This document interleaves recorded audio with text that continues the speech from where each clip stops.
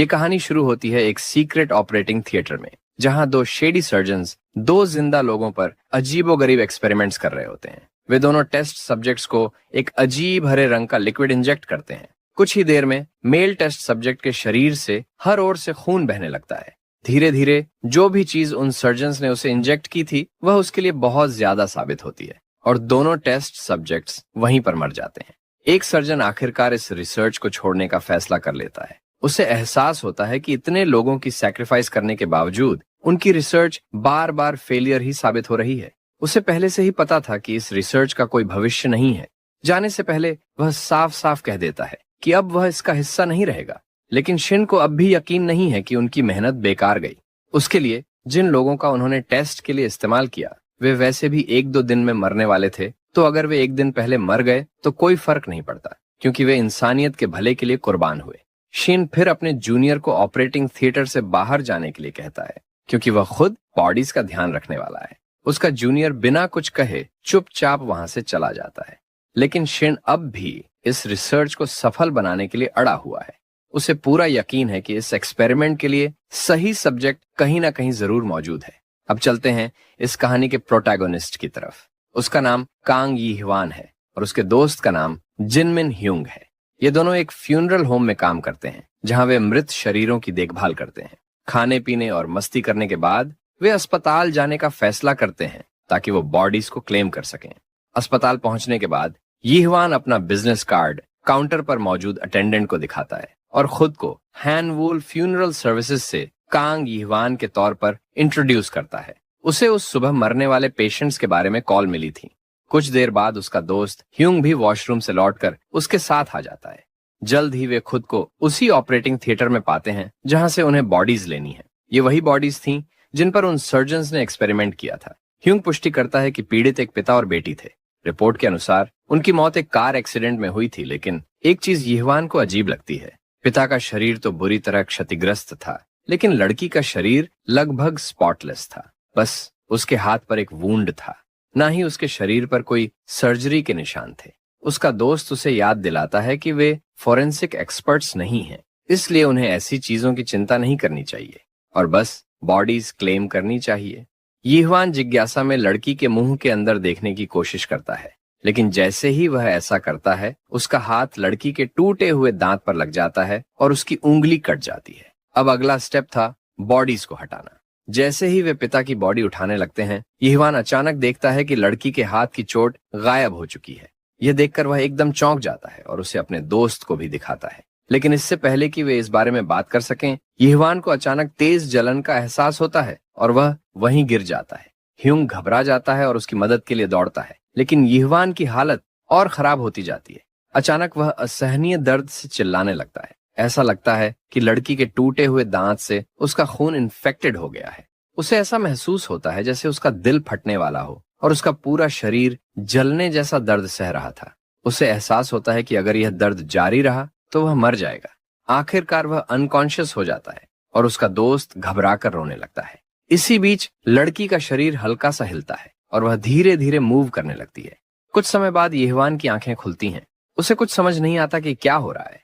तभी उसकी नजर उस मरी हुई लड़की पर पड़ती है जो दरवाजे से अपना सिर जोर जोर से पटक रही थी। स्वाभाविक रूप से यी ह्वान यह देखकर डर से कांप उठता है, लेकिन यह डर और भी बढ़ जाता है जब वह अपने दोस्त ह्यूंग का बुरी तरह खून से लथपथ शरीर जमीन पर पड़ा देखता है। डर के मारे उसका दिल और दिमाग सुन्न हो जाता है। वह देखता है कि उसके अपने हाथ भी खून से सने हुए हैं। वह लड़की उसकी तरफ देखती है और दोनों की नजरें टकराती हैं, लेकिन वह बस मुड़कर फिर से दरवाजे पर सिर पटकना जारी रखती है। अपने दोस्त की डेड बॉडी को घूरने के बाद यी ह्वान अपने खून से सने हाथों की तरफ देखता है। कमरे में फैली खून की मीठी अरोमा उसे अजीब तरीके से एंटाइसिंग लगती है। खून की गहरी महक उसकी नोस्ट्रल्स में भर जाती है और उसकी जीभ तक फैल जाती है। उसके सामने का सीन इतना ट्विस्टेड और सुरियल लगता है कि उसे अपनी आंखों पर यकीन नहीं होता। अचानक यी ह्वान नोटिस करता है कि उसका मरा हुआ दोस्त हल्की सी कराहने लगता है। यह देखकर वह उसे होश में लाने की पूरी कोशिश करता है, लेकिन उसे कोई रिस्पॉन्स नहीं मिलता। उसका दोस्त शायद अनकॉन्शियस है। यी ह्वान सोचता है कि अगर वह उसे सही ट्रीटमेंट दिला पाए तो शायद उसकी जान बच सकती है। उधर पूरा हॉस्पिटल तबाही के कगार पर दिखता है। हर जगह खून के धब्बे हैं, लेकिन वहां कोई मौजूद नहीं है। बस एक बूढ़ा आदमी कोने में बैठकर रो रहा है और उसके पास एक लड़की की लाश पड़ी है। बूढ़े आदमी का चेहरा पसीने से चमक रहा है। उसके दिमाग में डर और टेंशन भर चुका है। उसे यकीन है कि अब कोई उन्हें बचाने नहीं आएगा, जिसका मतलब है कि इस हॉस्पिटल के बाहर की दुनिया भी अब बर्बाद हो चुकी है। वह गुस्से में उस शख्स को कोसता है जिसने ये सब किया। तभी वह देखता है कि सेक्रेटरी हल्का सा हिलता है। यह देखकर वह डर के मारे भागने लगता है। उसे यकीन है कि अगर वह और रुका तो उसे भी बेकार में मौत मिलेगी। रास्ते में एक गोल्फ क्लब उठाकर वह खुद को तैयार करता है और हॉस्पिटल से बाहर निकलने का फैसला करता है। दूसरी ओर यिहवान ने अपने दोस्त को स्ट्रेचर पर रख दिया है और अब वो उसे ट्रीटमेंट के लिए ले जाने के लिए तैयार है। लेकिन अचानक वह खुद को कमजोर और सुस्त महसूस करने लगता है। उसका स्टमक ऐसे दर्द कर रहा था जैसे अंदर कुछ मरोड़ खा रहा हो। यह दर्द भूख जैसी लग रही थी, लेकिन यह समझ से बाहर था क्योंकि उसने हॉस्पिटल आने से पहले ही लंच किया था। अभी ज्यादा वक्त नहीं बीता था। फिर भी ऐसा क्यों हो रहा है? हालांकि हम सब जानते हैं कि जो स्टारवेशन वह महसूस कर रहा है वह खाने के लिए नहीं बल्कि खून के लिए है। फिर भी वह खुद को संभालता है और अपने दोस्त की स्ट्रेचर को धक्का देने लगता है। जैसे ही वह दरवाजा खोलकर बाहर निकलता है, उसकी नजर उसी बूढ़े आदमी पर पड़ती है जो गोल्फ क्लब पकड़े खड़ा है। यह देखकर यिहवान को थोड़ी राहत मिलती है और वह जल्दी से मदद मांगता है। वो डॉक्टर को बुलाने के लिए कहता है ताकि उसके घायल दोस्त का इलाज हो सके। तभी वह हेडबैंगिंग ज़ॉम्बी गर्ल अचानक यिहवान के पास से बिजली की रफ्तार से निकलती है और बूढ़े आदमी की तरफ दौड़ती है, जैसे वो कोई भूखी और खूनी प्यास से पागल मॉन्स्टर हो। बूढ़ा आदमी डर के मारे पीछे हटता है, लेकिन तभी दूसरे ज़ॉम्बीज एक कमरे से बाहर निकलकर उस पर टूट पड़ते हैं। यिहवान बस वहीं खड़ा कांपता रहता है, यह खौफनाक नजारा देखता हुआ। इसी बीच जिस दोस्त को वह बचाने की कोशिश कर रहा था, वह खुद अपने पैरों पर खड़ा हो जाता है। वह उन ज़ॉम्बीज के पास जाता है जो बूढ़े आदमी को नोच नोच कर खा रहे थे। जब वह वहां पहुंचता है तो वह भी झुकता है और बूढ़े आदमी के सिर में अपने दांत गड़ा देता है। वह भी इस ग्रूसम फीस्ट का हिस्सा बन जाता है। यिहवान एक पल भी बर्बाद नहीं करता और जल्दी से दीवार के पीछे छिप जाता है। वह सोचता है कि उसका एक बार मजाकिया और लापरवाह दोस्त अब पूरी तरह से एक ब्रेनलेस ज़ॉम्बी में बदल चुका है। एक पल के लिए यिहवान को लगता है कि वह सपना देख रहा है। उसे यकीन नहीं होता कि जो कुछ हो रहा है वह असल में हो सकता है। वह अपनी आंखें बंद करता है और खुद को जगाने की कोशिश करता है, लेकिन इसका कोई फायदा नहीं। यह कोई सपना नहीं था। तभी उसकी नजर एक दीवार पर लगे कैलेंडर पर जाती है। आज 29 अप्रैल थी, लेकिन उसे याद था कि जब वह अनकॉन्शियस हुआ था तब 24 अप्रैल थी। इसका मतलब है कि वह पूरे 5 दिनों तक बेहोश था। वह जल्दी से अपना फोन निकालता है और देखता है कि हाँ, सच में आज 29 अप्रैल है। उसका फोन मिस्ड कॉल्स और अनगिनत अनरीड मैसेजेस से भरा पड़ा है जो उसकी बहन नोना ने भेजे थे। मैसेजेस में वह चिंता जताते हुए उससे गुजारिश कर रही थी कि वह बाहर ना निकले और अपनी जान बचाए। जल्द ही उसके फोन की बैटरी खत्म हो जाती है। अब भी यिहवान को नहीं पता कि आखिर हो क्या रहा है, लेकिन यह कोई बहाना नहीं था कि वह बस यहां बैठा रहे। अगर उसे नोना और मिनी को बचाना है तो उसे हर हाल में हॉस्पिटल छोड़ना होगा। दूसरी ओर किसी रैंडम कन्वीनियंस स्टोर में एक लड़की एक कोने में चुपचाप बैठी रो रही है। स्टोर के बाहर की दुनिया पूरी तरह माइंडलेस ज़ॉम्बीज से भरी हुई है जो खून के लिए पागल हो रहे हैं। इस वक्त वह सिर्फ यही दुआ कर सकती है कि कोई आकर उसे बचा ले। इधर यिहवान पूरी ताकत से हॉस्पिटल के कॉरिडोर में भागता है और सीढ़ियों की ओर बढ़ता है। जैसे ही वह नीचे उतरता है, उसकी नजर उसी हेडबैंगिंग ज़ॉम्बी गर्ल से टकराती है, लेकिन वह किसी तरह स्टेयर्स से उतरकर हॉस्पिटल से बाहर निकल जाता है। अब वह पूरी तरह एग्जॉस्टेड हो चुका है और भूख उसकी ताकत को खत्म कर रही है। उसके पास रुकने का वक्त नहीं है, लेकिन वह चाहकर भी खुद को रोक नहीं पा रहा। आखिर 5 दिनों तक बेहोश रहने के बाद यह नेचुरल था कि वह भूख महसूस करे। उसे इतनी भूख महसूस हो रही थी कि अगर उसने जल्दी कुछ नहीं खाया तो वह बेहोश हो सकता है। अब उसका अगला मकसद था जल्दी से कुछ खाने के लिए ढूंढना।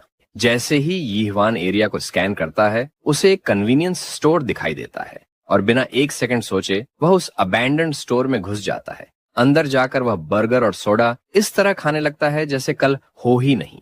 अपना खाना खत्म करने के बाद वह आखिरकार संतुष्ट महसूस करता है, लेकिन तभी उसे अपने बारे में कुछ अजीब लगता है। उसे यह सोचकर अजीब लगता है कि उसने एक बार भी यह नहीं सोचा कि जो खाना वह खा रहा है वह खराब तो नहीं था। इसके अलावा उसे आमतौर पर कन्वीनियंस स्टोर का खाना पसंद नहीं था, तो फिर आज वह इसे इतने चाव से क्यों खा रहा है? अचानक उसकी आंखों में आंसू आ जाते हैं जब उसे अपने दोस्त की याद आती है, जो अब एक असली ज़ॉम्बी में बदल चुका है। उसे याद आता है कि उसका दोस्त हमेशा ज़ॉम्बीज के अस्तित्व को लेकर क्यूरियस रहता था, लेकिन अब वही बेचारा खुद एक ज़ॉम्बी बन चुका है। यीवान अपने दोस्त को खोने के दुख में डूबा ही होता है कि तभी उसे पास के स्टोरेज रूम से कुछ हलचल महसूस होती है। वह सावधानी से रूम के पास जाता है और धीरे धीरे अंदर प्रवेश करता है। अंदर जाकर वह उसी लड़की को देखता है जिसे हमने पहले भी देखा था। वह जोर से चीख पड़ती है, ये सोचकर कि कोई ज़ॉम्बी उस पर हमला करने आ रहा है। डर और पैनिक से पूरी तरह ओवरवेल्म्ड वह हिम्मत करके पीछे देखती है, लेकिन सामने यीवान को देखकर उसे राहत मिलती है। यीवान अपने चेहरे पर हल्की मुस्कान लाते हुए उसकी मदद करने की पेशकश करता है। इसी दौरान बाहर एक ज़ॉम्बी कन्वीनियंस स्टोर की तरफ बढ़ रहा होता है। अंदर यीवान कुछ खाने का सामान इकट्ठा करता है और उसे उस भूखी लड़की को देता है जो बिना रुके खाना खाने लगती है। उसे इतनी तेजी से खाते देख यीवान उसे धीरे खाने की सलाह देता है ताकि उसका पेट खराब ना हो जाए। खाना और पानी पीने के बाद लड़की पहली बार राहत महसूस करती है और यीवान को धन्यवाद देती है। फिर क्यूरियोसिटी में वह यीवान से पूछती है कि वो इस स्टोर में कैसे आया। ये सवाल सुनकर यीवान थोड़ी देर के लिए चौंक जाता है। वह जवाब देता है कि वह इतना भूखा था कि उसे कुछ खाने की जरूरत थी, इसलिए वह फटाफट अंदर घुस गया। लेकिन उसका एक्सप्लेनेशन बहुत कन्विंसिंग नहीं लगता, खासकर जब बाहर चारों तरफ माइंडलेस ज़ॉम्बीज घूम रहे हैं। अचानक यीवान पूछता है कि क्या उसे कहीं फोन चार्ज करने के लिए कुछ मिल सकता है। लड़की उसे स्टोर में मौजूद कुछ पावर बैंक्स के बारे में याद दिलाती है। यीवान उन्हें लेने के लिए जाने ही वाला होता है कि लड़की उससे दरवाजा न खोलने की विनती करती है, क्योंकि बाहर ज़ॉम्बीज हो सकते हैं। लेकिन यीवान उसे आश्वस्त करता है कि जब वह अंदर आया था तब वहां कोई ज़ॉम्बी नहीं था। लेकिन जैसे ही वह दरवाजा खोलता है, मानो किस्मत ने उसे धोखा दे दिया हो। एक ज़ॉम्बी बाहर खड़ा होता है और वो लड़की को देखते ही पूरी तरह पागल हो जाता है।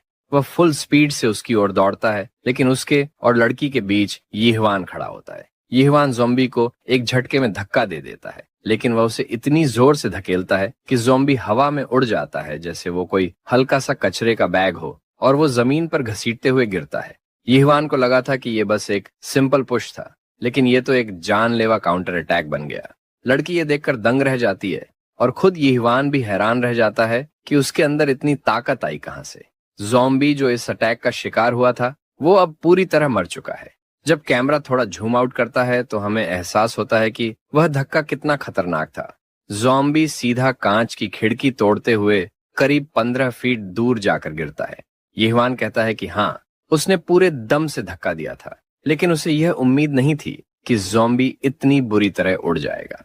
तभी उसे एक और अजीब चीज महसूस होती है। इतनी देर से वह इधर उधर घूम रहा है, लेकिन अब तक किसी भी ज़ॉम्बी ने उसे अटैक करने की कोशिश नहीं की। लड़की भी उसकी ताकत को लेकर सवाल पूछती है। दिलचस्प बात यह होती है कि वह उसे अजूशी कहकर बुलाती है, जो कि कोरियन में अधेड़ उम्र के आदमियों के लिए इस्तेमाल किया जाता है। लेकिन यीवान को यह बिल्कुल पसंद नहीं आता। वह क्रीपी अधेड़ उम्र का आदमी कहलाना नहीं चाहता। खैर, उसे याद आता है कि उसे पावर बैंक लेना था, तो वह जनरल गुड्स सेक्शन की तरफ बढ़ता है। बाद में जब वह अपना फोन चार्ज करता है तो वह अपनी बहन नोना को कॉल करता है, लेकिन कोई जवाब नहीं आता। इससे उसके अंदर एक अजीब सा डर पैदा हो जाता है। उसे यह सोचकर घबराहट होने लगती है कि कहीं वह अपनी बहन को बचाने में बहुत देर तो नहीं कर चुका। उसके दिमाग में उसकी बहन और दोस्त मिन की छवि घूम जाती है और उसकी आंखों में आंसू आ जाते हैं। लेकिन वह खुद को शांत करता है और खुद को समझाता है कि अभी घबराने का कोई फायदा नहीं है। हो सकता है कि नोना का फोन सिर्फ डिस्चार्ज हो गया हो और वह कहीं सुरक्षित छुपी हो, मदद के इंतजार में। इसलिए वह खुद को फिर से मजबूत करता है और बाहर निकलकर अपनी बहन और दोस्त को ढूंढने का फैसला करता है। लेकिन बाहर जाने से पहले उसे कन्वीनियंस स्टोर में मौजूद लड़की के साथ कुछ तय करना होगा। वह लड़की से पूछता है कि क्या उसके पास फोन है। वह कहती है हाँ, लेकिन वह डिस्चार्ज है। यीवान तुरंत उसे एक पावर बैंक ऑफर करता है और सजेस्ट करता है कि वह अपने पेरेंट्स को कॉल करे। कुछ देर बाद वह अपनी माँ से कनेक्ट कर पाती है और बात करते ही उसकी आंखों में आंसू आ जाते हैं। वह जल्दी से अपनी माँ को आश्वस्त करती है कि वह ठीक है और वो उसे अपने करंट लोकेशन के बारे में बताती है। उसकी माँ, जो काफी परेशान थी, यह सुनकर राहत महसूस करती है कि उसकी बेटी जिंदा और सुरक्षित है। लड़की यह भी सुनिश्चित करती है कि उसकी वेलबींग का क्रेडिट उस अजूशी को मिले जिसने उसकी मदद की थी। यह सुनकर यीवान फिर से अनॉयड हो जाता है कि उसे क्रीपी मिडिल एज्ड आदमी समझा जा रहा है, जबकि वह सिर्फ 28 साल का है। उसे लगता है कि उसे ऐसा कहे जाना बिल्कुल अनफेयर है। अचानक लड़की की माँ उसे चेतावनी देती है कि वह घर वापस ना आए, और इसके साथ ही वह कॉल काट देती है, अपनी बेटी को चिंता और दुख में छोड़ते हुए। कॉल के बाद लड़की अनकंट्रोलेबली रोने लगती है। उसे इतना हेल्पलेस और डेस्परेट देखकर यिहवान उसे मदद करने का फैसला करता है। वह सजेस्ट करता है कि वह उसके साथ चले और वह उसे उसके घर पहुंचाने में मदद करेगा। तभी उनकी अटेंशन बाहर हो रही हलचल पर जाती है। ऐसा लगता है कि और भी ज़ॉम्बीज स्टोर के अंदर घुस चुके हैं। यह देखकर लड़की और ज्यादा डर जाती है। उसे महसूस होता है कि उनके पास भागने का कोई रास्ता नहीं है। यिहवान समझ जाता है कि जब तक वह बाहर की परेशानी से निपट नहीं लेता, तब तक वे बाहर नहीं निकल सकते। वह स्टोर के सप्लाईज के बीच कुछ ढूंढता है और एक टेम्पररी वेपन तैयार करता है ताकि वह खुद को डिफेंड और ज़ॉम्बीज पर अटैक कर सके। स्टोर रूम से निकलने से पहले वह लड़की को सख्ती से इंस्ट्रक्ट करता है कि वो किसी भी हालत में दरवाजा न खोले, और वो उसे भरोसा दिलाता है कि वह जल्दी वापस आएगा। ये कहकर वह बाहर चला जाता है। लड़की उसे रोकने की कोशिश करती है, लेकिन वह दरवाजा बंद कर देता है और ज़ॉम्बीज से निपटने के लिए बाहर निकल जाता है। बाहर की परेशानी से निपटने के बाद यिहवान वापस आता है और लड़की को आश्वस्त करता है कि अब सब ठीक है। उसे इतने कॉन्फिडेंस के साथ खड़ा देखकर लड़की के चेहरे पर हैरानी की लहर दौड़ जाती है। वह कंफर्म करने के लिए पूछती है कि क्या वह ठीक है। यिहवान अफर्म करता है कि वह ठीक है। पहले तो उसे थोड़ा डाउट था, लेकिन इन ज़ॉम्बीज से लड़ने के बाद अब उसे पूरा यकीन हो गया है कि वह पूरी तरह से फिट है। सबसे जरूरी बात यह है कि वह नोटिस करता है कि ज़ॉम्बीज उसे काटने या खाने की कोशिश नहीं कर रहे हैं। बाद में यिहवान एक गारमेंट शॉप में जाता है और अपने लिए कुछ कपड़े चुनता है। नए कपड़ों में चेंज करने के बाद वह स्टोर से बाहर निकलने ही वाला होता है कि उसकी नजर सड़क के दूसरी तरफ खड़ी एक हैवी बाइक पर पड़ती है। बाइक की खूबसूरती मानो उसे घूर रही हो, जैसे कि वह यिहवान को इनवाइट कर रही हो कि आओ मुझे चलाओ। बाद में जब हम कन्वीनियंस स्टोर में वापस आते हैं तो देखते हैं कि लड़की भी वही कपड़े चेंज कर रही होती है जो यिहवान ने उसके लिए लाए थे। यिहवान उससे माफी मांगता है कि उसे लड़कियों के कपड़ों के बारे में ज्यादा जानकारी नहीं थी, इसलिए उसे जो ठीक लगा उसने वही उठा लिया। चूंकि आसपास ज्यादा ज़ॉम्बीज नहीं हैं, यिहवान फैसला करता है कि वो बाहर जाने से पहले थोड़ा और खाना इकट्ठा कर ले। जैसे ही वे शेल्व्स के पास जाते हैं, उसे एक बेसबॉल बैट मिलती है जिसे वह अपने लिए रख लेता है। लड़की चिंता जाहिर करती है कि वह सिर्फ उसे बचाने के लिए अपनी जान खतरे में डाल रहा है। वे दोनों एक दूसरे के लिए स्ट्रेंजर्स हैं, फिर भी यिहवान उसकी इतनी मदद क्यों कर रहा है। वह यह भी अस्यूम करती है कि एक अजूशी होने के नाते उसके पास कोई फैमिली होगी जिसे वह पहले बचाना चाहेगा। पहले तो यिहवान का चेहरा फिर से क्रीपी सा बन जाता है जब वह उसे अजूशी कहती है। फिर वह उसे समझाता है कि उसे गिल्टी फील करने की जरूरत नहीं है। इस स्थिति में किसी को भी मदद की जरूरत हो सकती है, और हो सकता है कि कभी उसे भी किसी की मदद की जरूरत पड़े। सबसे जरूरी बात यह है कि ज़ॉम्बीज उसे काटते नहीं हैं, इसलिए उसके लिए ये कोई असली खतरा नहीं है। सीन शिफ्ट होता है और चांद चमक रहा है।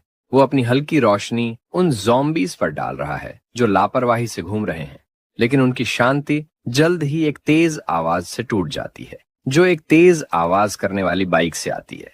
हैंडल बार के पीछे जाहिर है यिहवान है, जो अपनी नई बाइक पर सवार हो चुका है। हालांकि वह बहुत शोर कर रहा है, लेकिन ज़ॉम्बीज तुरंत रिएक्ट नहीं करते, शायद इसलिए क्योंकि उसकी प्रेजेंस से लड़की ओवरशैडो हो रही है जो उसके पीछे बैठी है।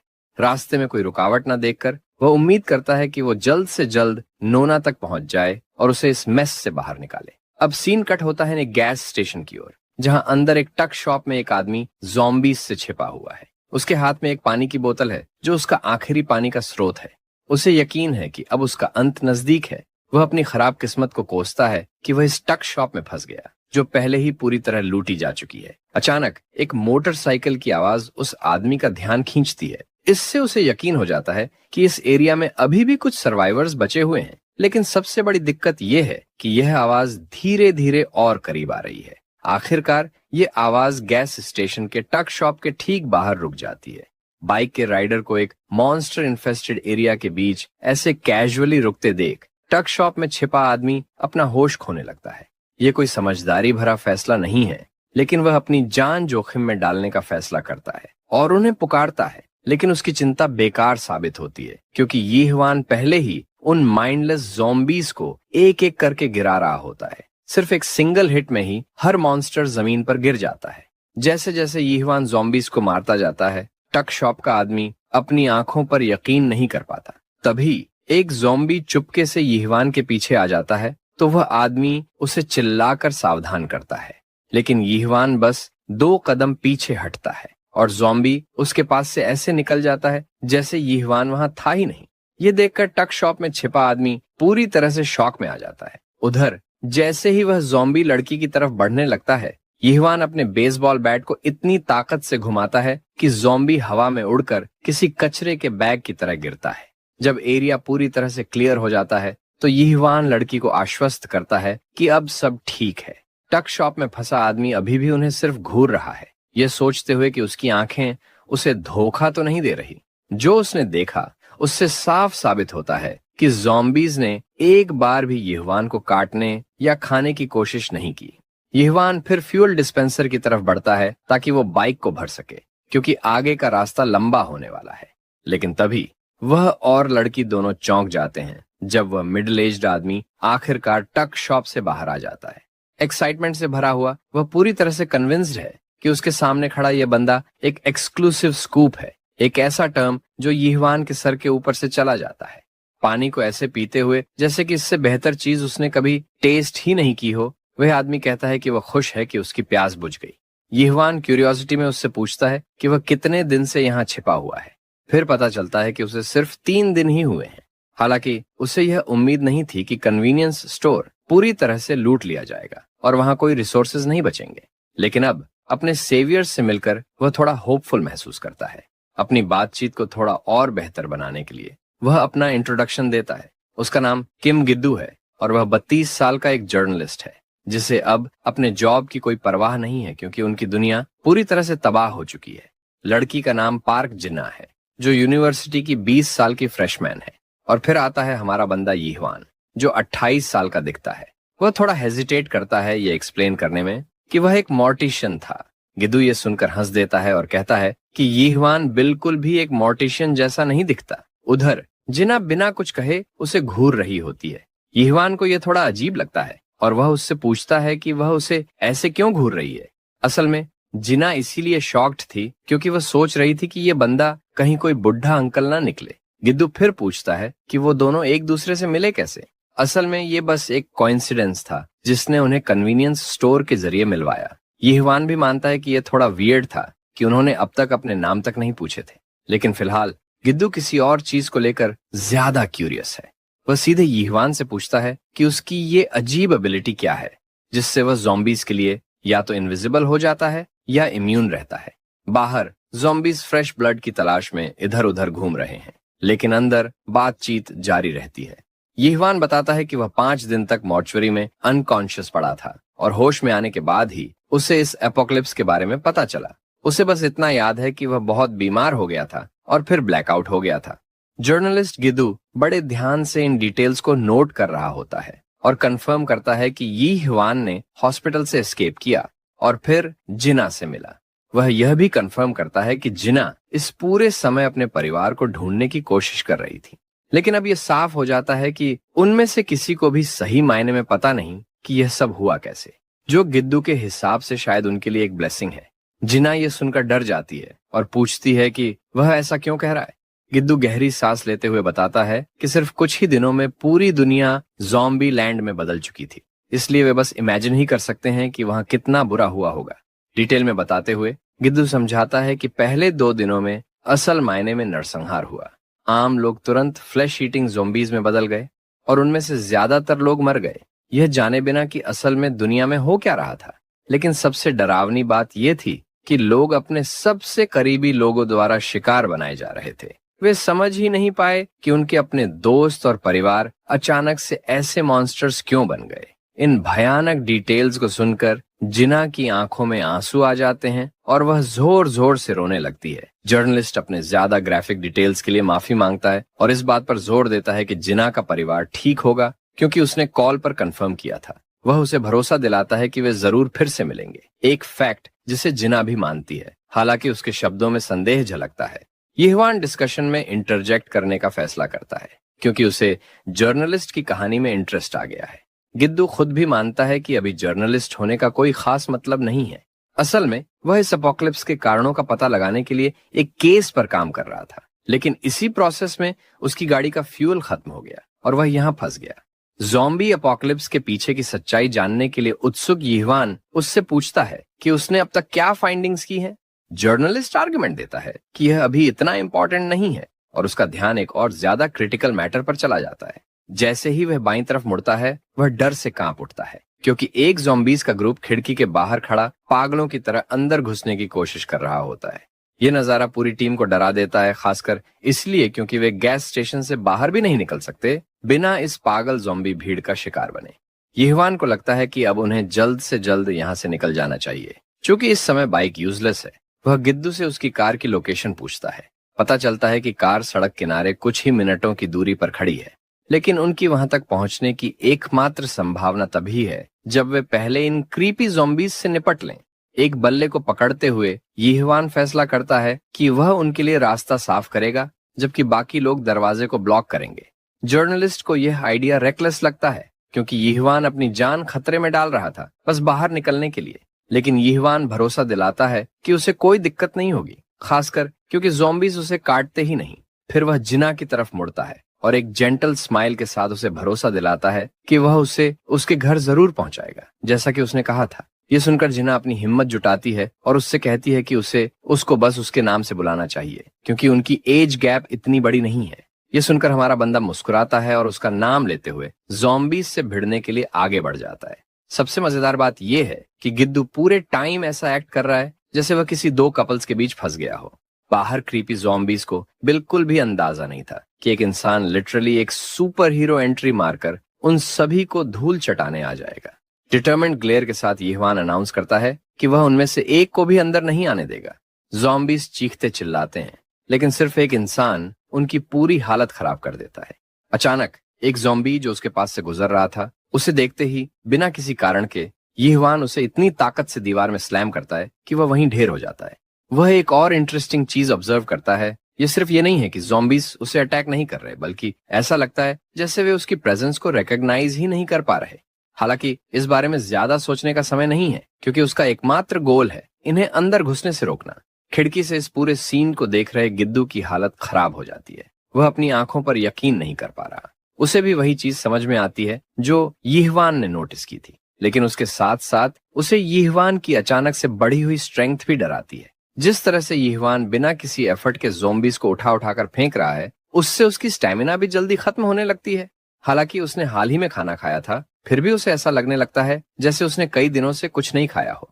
यह वही फीलिंग है जो उसने पहले भी महसूस की थी, जिससे उसका शरीर कमजोर और खाली सा लगने लगता है।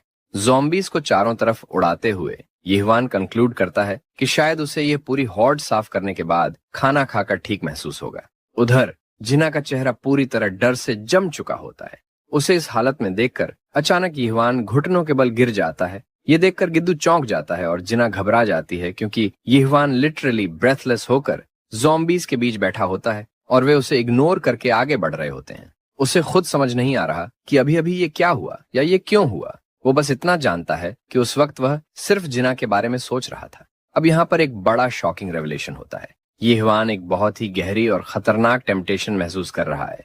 उसे पहली बार महसूस होता है कि उसे इंसान खाने की क्रेविंग हो रही है। असल में इस मामले में वह ज़ॉम्बीज से अलग नहीं है और शायद यही रीजन है कि वे उसे पहचान ही नहीं पा रहे। जिना उसे इस हालत में देखकर बुरी तरह से डर जाती है और उसकी मदद करना चाहती है, लेकिन गिद्दू प्रैक्टिकल होकर उसे रोकता है और कहता है कि ऐसा करना बेहद रेकलेस होगा। जब वे दोनों बहस कर रहे होते हैं, यीवान फिर से अपना स्टैंस पकड़ता है और बिना रुके ज़ॉम्बी को गिराने में लग जाता है। वह जितने ज़ॉम्बीज को मार सकता है वो उतने मारता जाता है। अपनी आखिरी मूव में वह एक ज़ॉम्बी का सिर जमीन में रगड़कर कुचल देता है, लेकिन उसके इस फायर अटैक के बाद उसकी हालत खराब हो जाती है। वह बुरी तरह हाँफ रहा होता है और अंदर से डरा हुआ भी महसूस करता है। यह अच्छा नहीं है और उसे भी इसका एहसास है। यहाँ तक कि गिद्दू भी दूर से उसकी हालत भांप सकता है। हमारा कंफ्यूज्ड, ट्रबल्ड और कन्फ्लिक्टेड प्रोटैगनिस्ट खुद को समझाने की कोशिश करता है कि वह ज़ॉम्बीज से अलग है। वह इंसान है, या कम से कम वह यही बिलीव करना चाहता है। उसकी आंखों में एक रेड स्पिरिट चमकने लगती है और यीवान खुद से वादा करता है कि वह कभी इतना नीचे नहीं गिरेगा कि वो इन मॉन्स्टर्स जैसा बन जाए। अच्छी बात यह है कि पानी पीने के बाद उसकी टेम्पटेशंस खत्म हो जाती हैं। यीवान ने इतना पानी पिया जैसे वह डिजर्ट में भटक रहा हो, लेकिन यह भी तो जरूरी था क्योंकि उसने अकेले ही इतनी सारी ज़ॉम्बीज को मार गिराया था। जिन्ना को चिंता होती है कि कहीं उसे कोई चोट तो नहीं लगी, लेकिन असल में उसे कोई फिजिकल डैमेज नहीं हुआ। जर्नलिस्ट को अब भी यह बात अजीब लगती है कि कोई अकेले इतनी बड़ी ज़ॉम्बी के ग्रुप से लड़कर बच सकता है। हालांकि यीहवान की एक्सट्रीम भूख अब भी बनी हुई थी, उसकी टेम्पटेशन अब एक गट रेंचिंग स्टमक पेन में बदल गई थी। इस दर्द को इग्नोर करते हुए वह प्लान पर फोकस करता है और सजेस्ट करता है कि वे गिद्दू की कार का इस्तेमाल करें, क्योंकि यह सबसे सेफ एस्केप रूट होगा। गैस स्टेशन में ही कहीं ना कहीं एक फ्यूल कैन मिल सकता है जिससे वे गाड़ी को रिफ्यूल कर सकते हैं। यीहवान सजेस्ट करता है कि वे सब साथ में चलें, क्योंकि अकेले जाना खतरनाक हो सकता है। लेकिन तभी अचानक एक आदमी कहीं से चिल्लाते हुए हेल्प के लिए भागता हुआ आता है। यह देखकर पैनिक लेवल और बढ़ जाता है। यीहवान गौर करता है कि यह बंदा सच में लेजिट लग रहा है, क्योंकि उसकी आवाज में सच्ची डेस्परेशन झलक रही थी। लेकिन दिक्कत यह थी कि उसका दोस्त बहुत बुरी तरह से घायल था और उसकी हालत काफी नाजुक थी। इस स्थिति को लेकर यीहवान थोड़ा कैलकुलेशन करता है, क्योंकि अपोकलिप्स के बीच में किसी पर भी भरोसा करना रिस्की हो सकता है। गिद्दू कॉशन देता है कि उन्हें सतर्क रहना चाहिए, क्योंकि ये लोग भी उनके लिए खतरा साबित हो सकते हैं। जिना इस सोच के खिलाफ जाती है और आर्ग्यू करती है कि उन्हें जरूरतमंदों की मदद करनी चाहिए। यीहवान भी इस बात से अग्री करता है, चाहे यह सोचना थोड़ा नाइव ही क्यों ना हो। गिद्दू साई करता है और कहता है कि ठीक है, अगर वे कंफर्टेबल हैं तो वे मदद करेंगे। जिना दरवाजा खोलती है और इन दोनों बंदों को अंदर आने देती है, जो अंदर घुसते ही अपने भाग्य पर शुक्रगुजार महसूस करते हैं। लेकिन किसी को यह अंदाजा नहीं था कि ये दोनों असल में असली स्कमबैग्स हैं और उन्होंने बस अंदर आने का फ्री टिकट पा लिया। जिना उन्हें पानी देती है ताकि वे खुद को थोड़ा बेहतर महसूस कर सकें, और वो उनकी कंडीशन के बारे में पूछती हैं। जर्नलिस्ट तुरंत स्केप्टिकल हो जाता है और पूछता है कि कहीं उनका दोस्त ज़ॉम्बी द्वारा काटा तो नहीं गया। इस पर पहला वाला बंदा घबरा जाता है और दिखाने की कोशिश करता है कि उस पे कोई चोट के निशान नहीं है। दूसरा बंदा कहता है कि अगर ज़ॉम्बी ने उसे काटा होता तो वह अब तक ज़ॉम्बी में बदल चुका होता। हालांकि जर्नलिस्ट को अब भी शक होता है और वह उनसे सर्वाइवल स्ट्रेटजी के बारे में पूछता है। पता चलता है कि इन लोगों के पास कोई प्रॉपर प्लान नहीं था, वे बस अपने दोस्त की मदद पाने के लिए इधर उधर भटक रहे थे। गिद्दू की डाउटफुल एटीट्यूड जिना को इरिटेट कर देती है। वह चिढ़कर कहती है कि उसे इन लोगों की मदद करने पर फोकस करना चाहिए, क्योंकि वे मुश्किल में हैं। आखिरकार वे सिर्फ यीहवान की काइंडनेस की वजह से जिंदा बचे हैं। वह आदमी जो पसीने में डूबा हुआ था, वो बार बार उन्हें उनकी जनरोसिटी के लिए धन्यवाद कहता है। गिद्दू मानता है कि शायद उसने थोड़ा ज्यादा हार्श रिएक्ट कर दिया। इसी बीच यीहवान गिद्दू से पूछता है कि क्या उसकी कार एसयूवी है। इसका मतलब यह था कि पांचों लोग आराम से उसमें सफर कर सकते थे। लेकिन यीहवान का प्लान थोड़ा अलग था। वह खुद के लिए एक मोटरसाइकिल तलाशना चाहता था। उसका सोचना था कि वह ग्रुप के आगे जाकर रास्ता स्काउट कर सके, ताकि वे सेफेस्ट लोकेशंस ढूंढ सकें। ये एक समझदारी भरी स्ट्रेटेजी थी, क्योंकि वे हमेशा एक जगह नहीं रुक सकते थे। जर्नलिस्ट इस आइडिया से अग्री करता है और वे डिसाइड करते हैं कि वो जल्द से जल्द गाड़ी लेने निकलेंगे। जिना प्रॉमिस करती है कि जब तक वे गाड़ी लाने जाएंगे वह घायल आदमी की देखभाल करेगी। गिद्दू उसे आश्वस्त करता है कि वे जल्दी वापस आएंगे, इसलिए उसे चिंता करने की जरूरत नहीं है। लेकिन उन्हें यह पता नहीं होता कि ये नए आए हुए लोग पहले से ही कोई गहरी साजिश रच रहे थे। सीन कट होता है यीहवान और गिद्दू की तरफ, जो कार की लोकेशन पर पहुंच चुके होते हैं। वे गाड़ी में फ्यूल भरते हैं, लेकिन इसी बीच यीहवान क्यूरियस हो जाता है कि जर्नलिस्ट को उन 3 नए बंदों से इतनी ज्यादा प्रॉब्लम क्यों है। फिर वो समझाता है कि उसकी गट फीलिंग कह रही है कि इन अजनबियों पर भरोसा नहीं करना चाहिए। ये सिर्फ इसलिए नहीं है कि वो नेचुरली कॉशियस है, बल्कि पिछले कुछ दिनों में जो शेयर हॉरर उसने झेला है, उसी ने उसे लोगों के लिए इतना सिनिकल बना दिया है। यीहवान ये सुनकर इंटरेस्टेड हो जाता है और पूछता है कि जर्नलिस्ट ने उन्हें पहली मुलाकात में ही क्यों ट्रस्ट कर लिया। जर्नलिस्ट बताता है कि वो पहले से ही डिहाइड्रेशन की वजह से पागल होने की कगार पर था और किसी भी हालत में सरवाइव करना चाहता था। यीहवान और भी क्यूरियस हो जाता है और पूछता है कि जब उन्होंने पहली बार मुलाकात की थी तब उसने उसे स्कूप क्यों बुलाया। इसका मतलब तो ये हुआ कि जर्नलिस्ट को एक ऐसा बंदा मिल गया जो ज़ॉम्बी अपोकलिप्स में लिटरली इम्यून है। इतने में हमारा लड़का पेट पकड़कर आसमान फाड़ देने वाला ग्रम्बल करता है। लगता है ये आदमी पागलों की तरह खाना खाने वाला है जब ये सब खत्म हो जाएगा। वो थोड़ा फ्लस्टर्ड हो जाता है, लेकिन ये तो लॉजिकल ही है कि इतनी ज़ॉम्बी बैटल्स के बाद वो एग्जॉस्टेड हो चुका है। गिद्दू को लगता है कि उन्हें कार मिलने के बाद सबसे पहले खाना ढूंढना चाहिए, लेकिन तभी कुछ अजीब होता है। हमारे प्रोटैगोनिस्ट को एक अजीब सी फीलिंग होती है, जैसे उसे कोई चीज बहुत अजीब लग रही हो। वो धीरे से मुड़ता है लेकिन वो वहीं जम जाता है। उसने कुछ सुना है और इस बार वो ज़ॉम्बीज नहीं है। यीहवान को पूरा यकीन है कि उसे जिना की आवाज सुनाई दी थी। अब वापस चलते हैं गैस स्टेशन, जहां एक लड़की जोर से चिल्ला रही है कि उसे छोड़ दिया जाए। जिना को उन बास्टर्ड्स ने पकड़ लिया है और वो उसे ब्लैकमेल कर रहे हैं कि उसके चिल्लाने की वजह से ज़ॉम्बीज आ जाएंगे। इससे वो और ज्यादा डर जाती है, खासकर जब उसके सिर पर गन की बैरल टिका दी जाती है। वो स्कम बैग जो अब तक बीमार बनने का नाटक कर रहा था, वो अपनी असली औकात पर आ जाता है। वो इस बात से ओवरजॉयड है कि उसने सबको अपने गिमिक में फंसा लिया। अब उसे किसी डिस्गाइज की जरूरत नहीं है। उसका और उसके साथियों का प्लान है कि जैसे ही यीहवान और गिद्दू वापस आएंगे, वो उन्हें गोली मार देंगे। जिना उनके लिए एक परफेक्ट हॉस्टेज है, लेकिन तभी जिना गुस्से में उसका उंगली चबा लेती है, जिससे वो जोकर की तरह चीख उठता है। वो उसे गन से पीटता है जब तक कि वो अनकॉन्शियस नहीं हो जाती। फिर भी वो दर्द से बौखलाया हुआ है। उसका एक साथी इसे मजाक समझता है और कहता है कि उसे ज़ॉम्बी से नहीं बल्कि एक ह्यूमन से काटा गया। अब ये आदमी मस्ती करने के मूड में नहीं है। वो अपने मोटे दोस्त को बाहर नजर रखने को कहता है, जबकि ये घटिया इंसान जिना को अपनी वल्नरेबल हालत में उसका एडवांटेज लेने का सोच रहा है। उसका प्लान है कि वो उसके दोनों दोस्तों को मारकर उसे अपने साथ ले जाएगा। तभी वो उसकी पैंट्स अनबटन करने ही वाला था कि अचानक यीहवान आ जाता है। वो गुस्से से भरा हुआ है।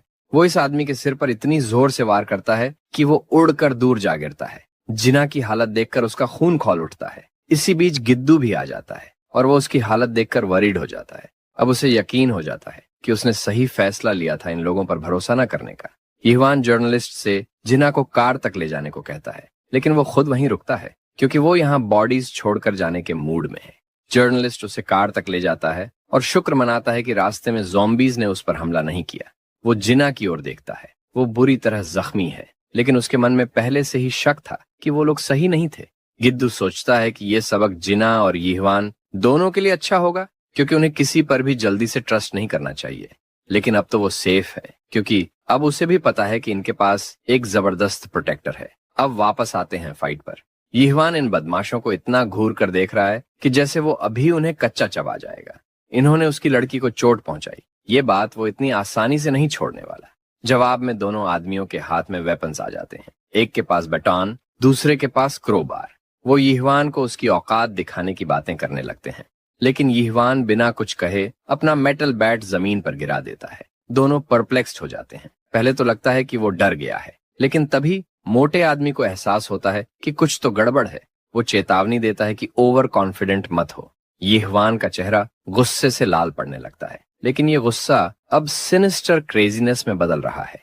उसके दिमाग में अजीबो गरीब ख्याल आ रहे हैं और सबसे बुरा ये है कि उसे भूख लगी है, रियल ह्यूमन फ्लैश की भूख। उसकी सैनिटी अब डिस्ट्रक्शन के QSP पर है। और फिर असली बवाल तब शुरू होता है जब वो उसे मारने के बाद उसकी लाश पर टूट पड़ता है, हर बाइट को एंजॉय करता हुआ, जैसे ये उसके लिए डेलिकेसी हो। फिर वो सीधे उस कमीने की तरफ मुड़ता है जिसने जिना को चोट पहुंचाई थी और जिसने उनकी ट्रस्ट का फायदा उठाया था। वो आदमी अब टेरिफाइड है, क्योंकि उसने पहले कभी यीहवान को इस हालत में नहीं देखा था। फिर हमें एक सीरियसली डरावना शॉट देखने को मिलता है, जहां हमारा लड़का सामने वाले को ऐसे घूर रहा होता है जैसे वो उसे कभी भी खा लगा। वो बंदा डर के मारे अपनी छोटी सी गन लहराने लगता है, लेकिन अंत में यीहवान उसे पूरी तरह से खत्म कर देता है और उसका फ्लैश कंज्यूम कर लेता है। इसके बाद वो जल्दी से अपना खून पोंछता है। गिद्दू ने गन शॉट की आवाज सुनी और वो डर के मारे कार से बाहर कूद पड़ा, लेकिन उसे देखकर हैरानी हुई कि गैस स्टेशन से सिर्फ एक ही आदमी जिंदा निकला और वो था यीहवान। परेशान होकर वो पूछता है कि हमारा लड़का ठीक तो है, लेकिन यीहवान इंस्टेड पूछता है कि जीना की हालत कैसी है। वो रिलेटिवली ठीक है और गहरी नींद में है। ये सुनकर यीहवान को थोड़ी राहत मिलती है, लेकिन गिद्दू सोच रहा होता है कि यीहवान ने अपने कपड़े क्यों बदले। यीहवान उसे वो गन देता है जो उसने उन बदमाशों से ली थी। इस एपोक्लिप्स में ये एक काम की चीज है, तो जर्नलिस्ट खुश हो जाता है। साथ ही अब वो पूरी तरह से गिद्दू की इंट्यूशन पर भरोसा करने के लिए तैयार है, जिससे साफ होता है कि वो अपनी गलतियों से सीख रहा है। फिर भी जर्नलिस्ट चिंतित होता है और पूछता है कि वो सच में ठीक है या कुछ हुआ है। नॉर्मल एक्ट करते हुए यीहवान एक हल्की सी मुस्कान देता है। वो अपनी फीलिंग्स को छुपाते हुए बाइक को चेक करता है। अब उनका फाइनली यहाँ से निकलने का समय आ चुका है। गिद्दू को नहीं पता अंदर क्या हुआ था, लेकिन वो ज्यादा सोचने की कोशिश नहीं करता। राइड के दौरान जीना अचानक जागती है और खुद को कार में देखकर सरप्राइज हो जाती है कि वो जर्नलिस्ट के साथ कैसे है। उसे कुछ याद नहीं, लेकिन गिद्दू उसे यकीन दिलाता है कि उन्होंने उस मैनिपुलेटिव कमीने को खत्म कर दिया जिसने उनका फायदा उठाने की कोशिश की थी। यीवान भी डिटरमिन्ड है कि वो अब उसे अकेला नहीं छोड़ेगा और एक्स्ट्रा प्रोटेक्टिव रहेगा। ये सुनकर जीना अपने चेहरे को हाथों से ढक कर रोने लगती है, जिससे गिद्दू को चिंता होती है कि कहीं उसे चोट तो नहीं लगी। लेकिन असल में वो ये सोच रही होती है कि जिन लोगों की उन्होंने मदद करने की कोशिश की, उन्हीं ने उनका फायदा उठाया। उनका इरादा नोबल था, फिर भी सर्वाइवल के बजाय उन लोगों ने उसके दिल में हमेशा के लिए एक डर और भरोसे की प्रॉब्लम भर दी। अब वो किसी पर भी भरोसा करने से डरने लगी है।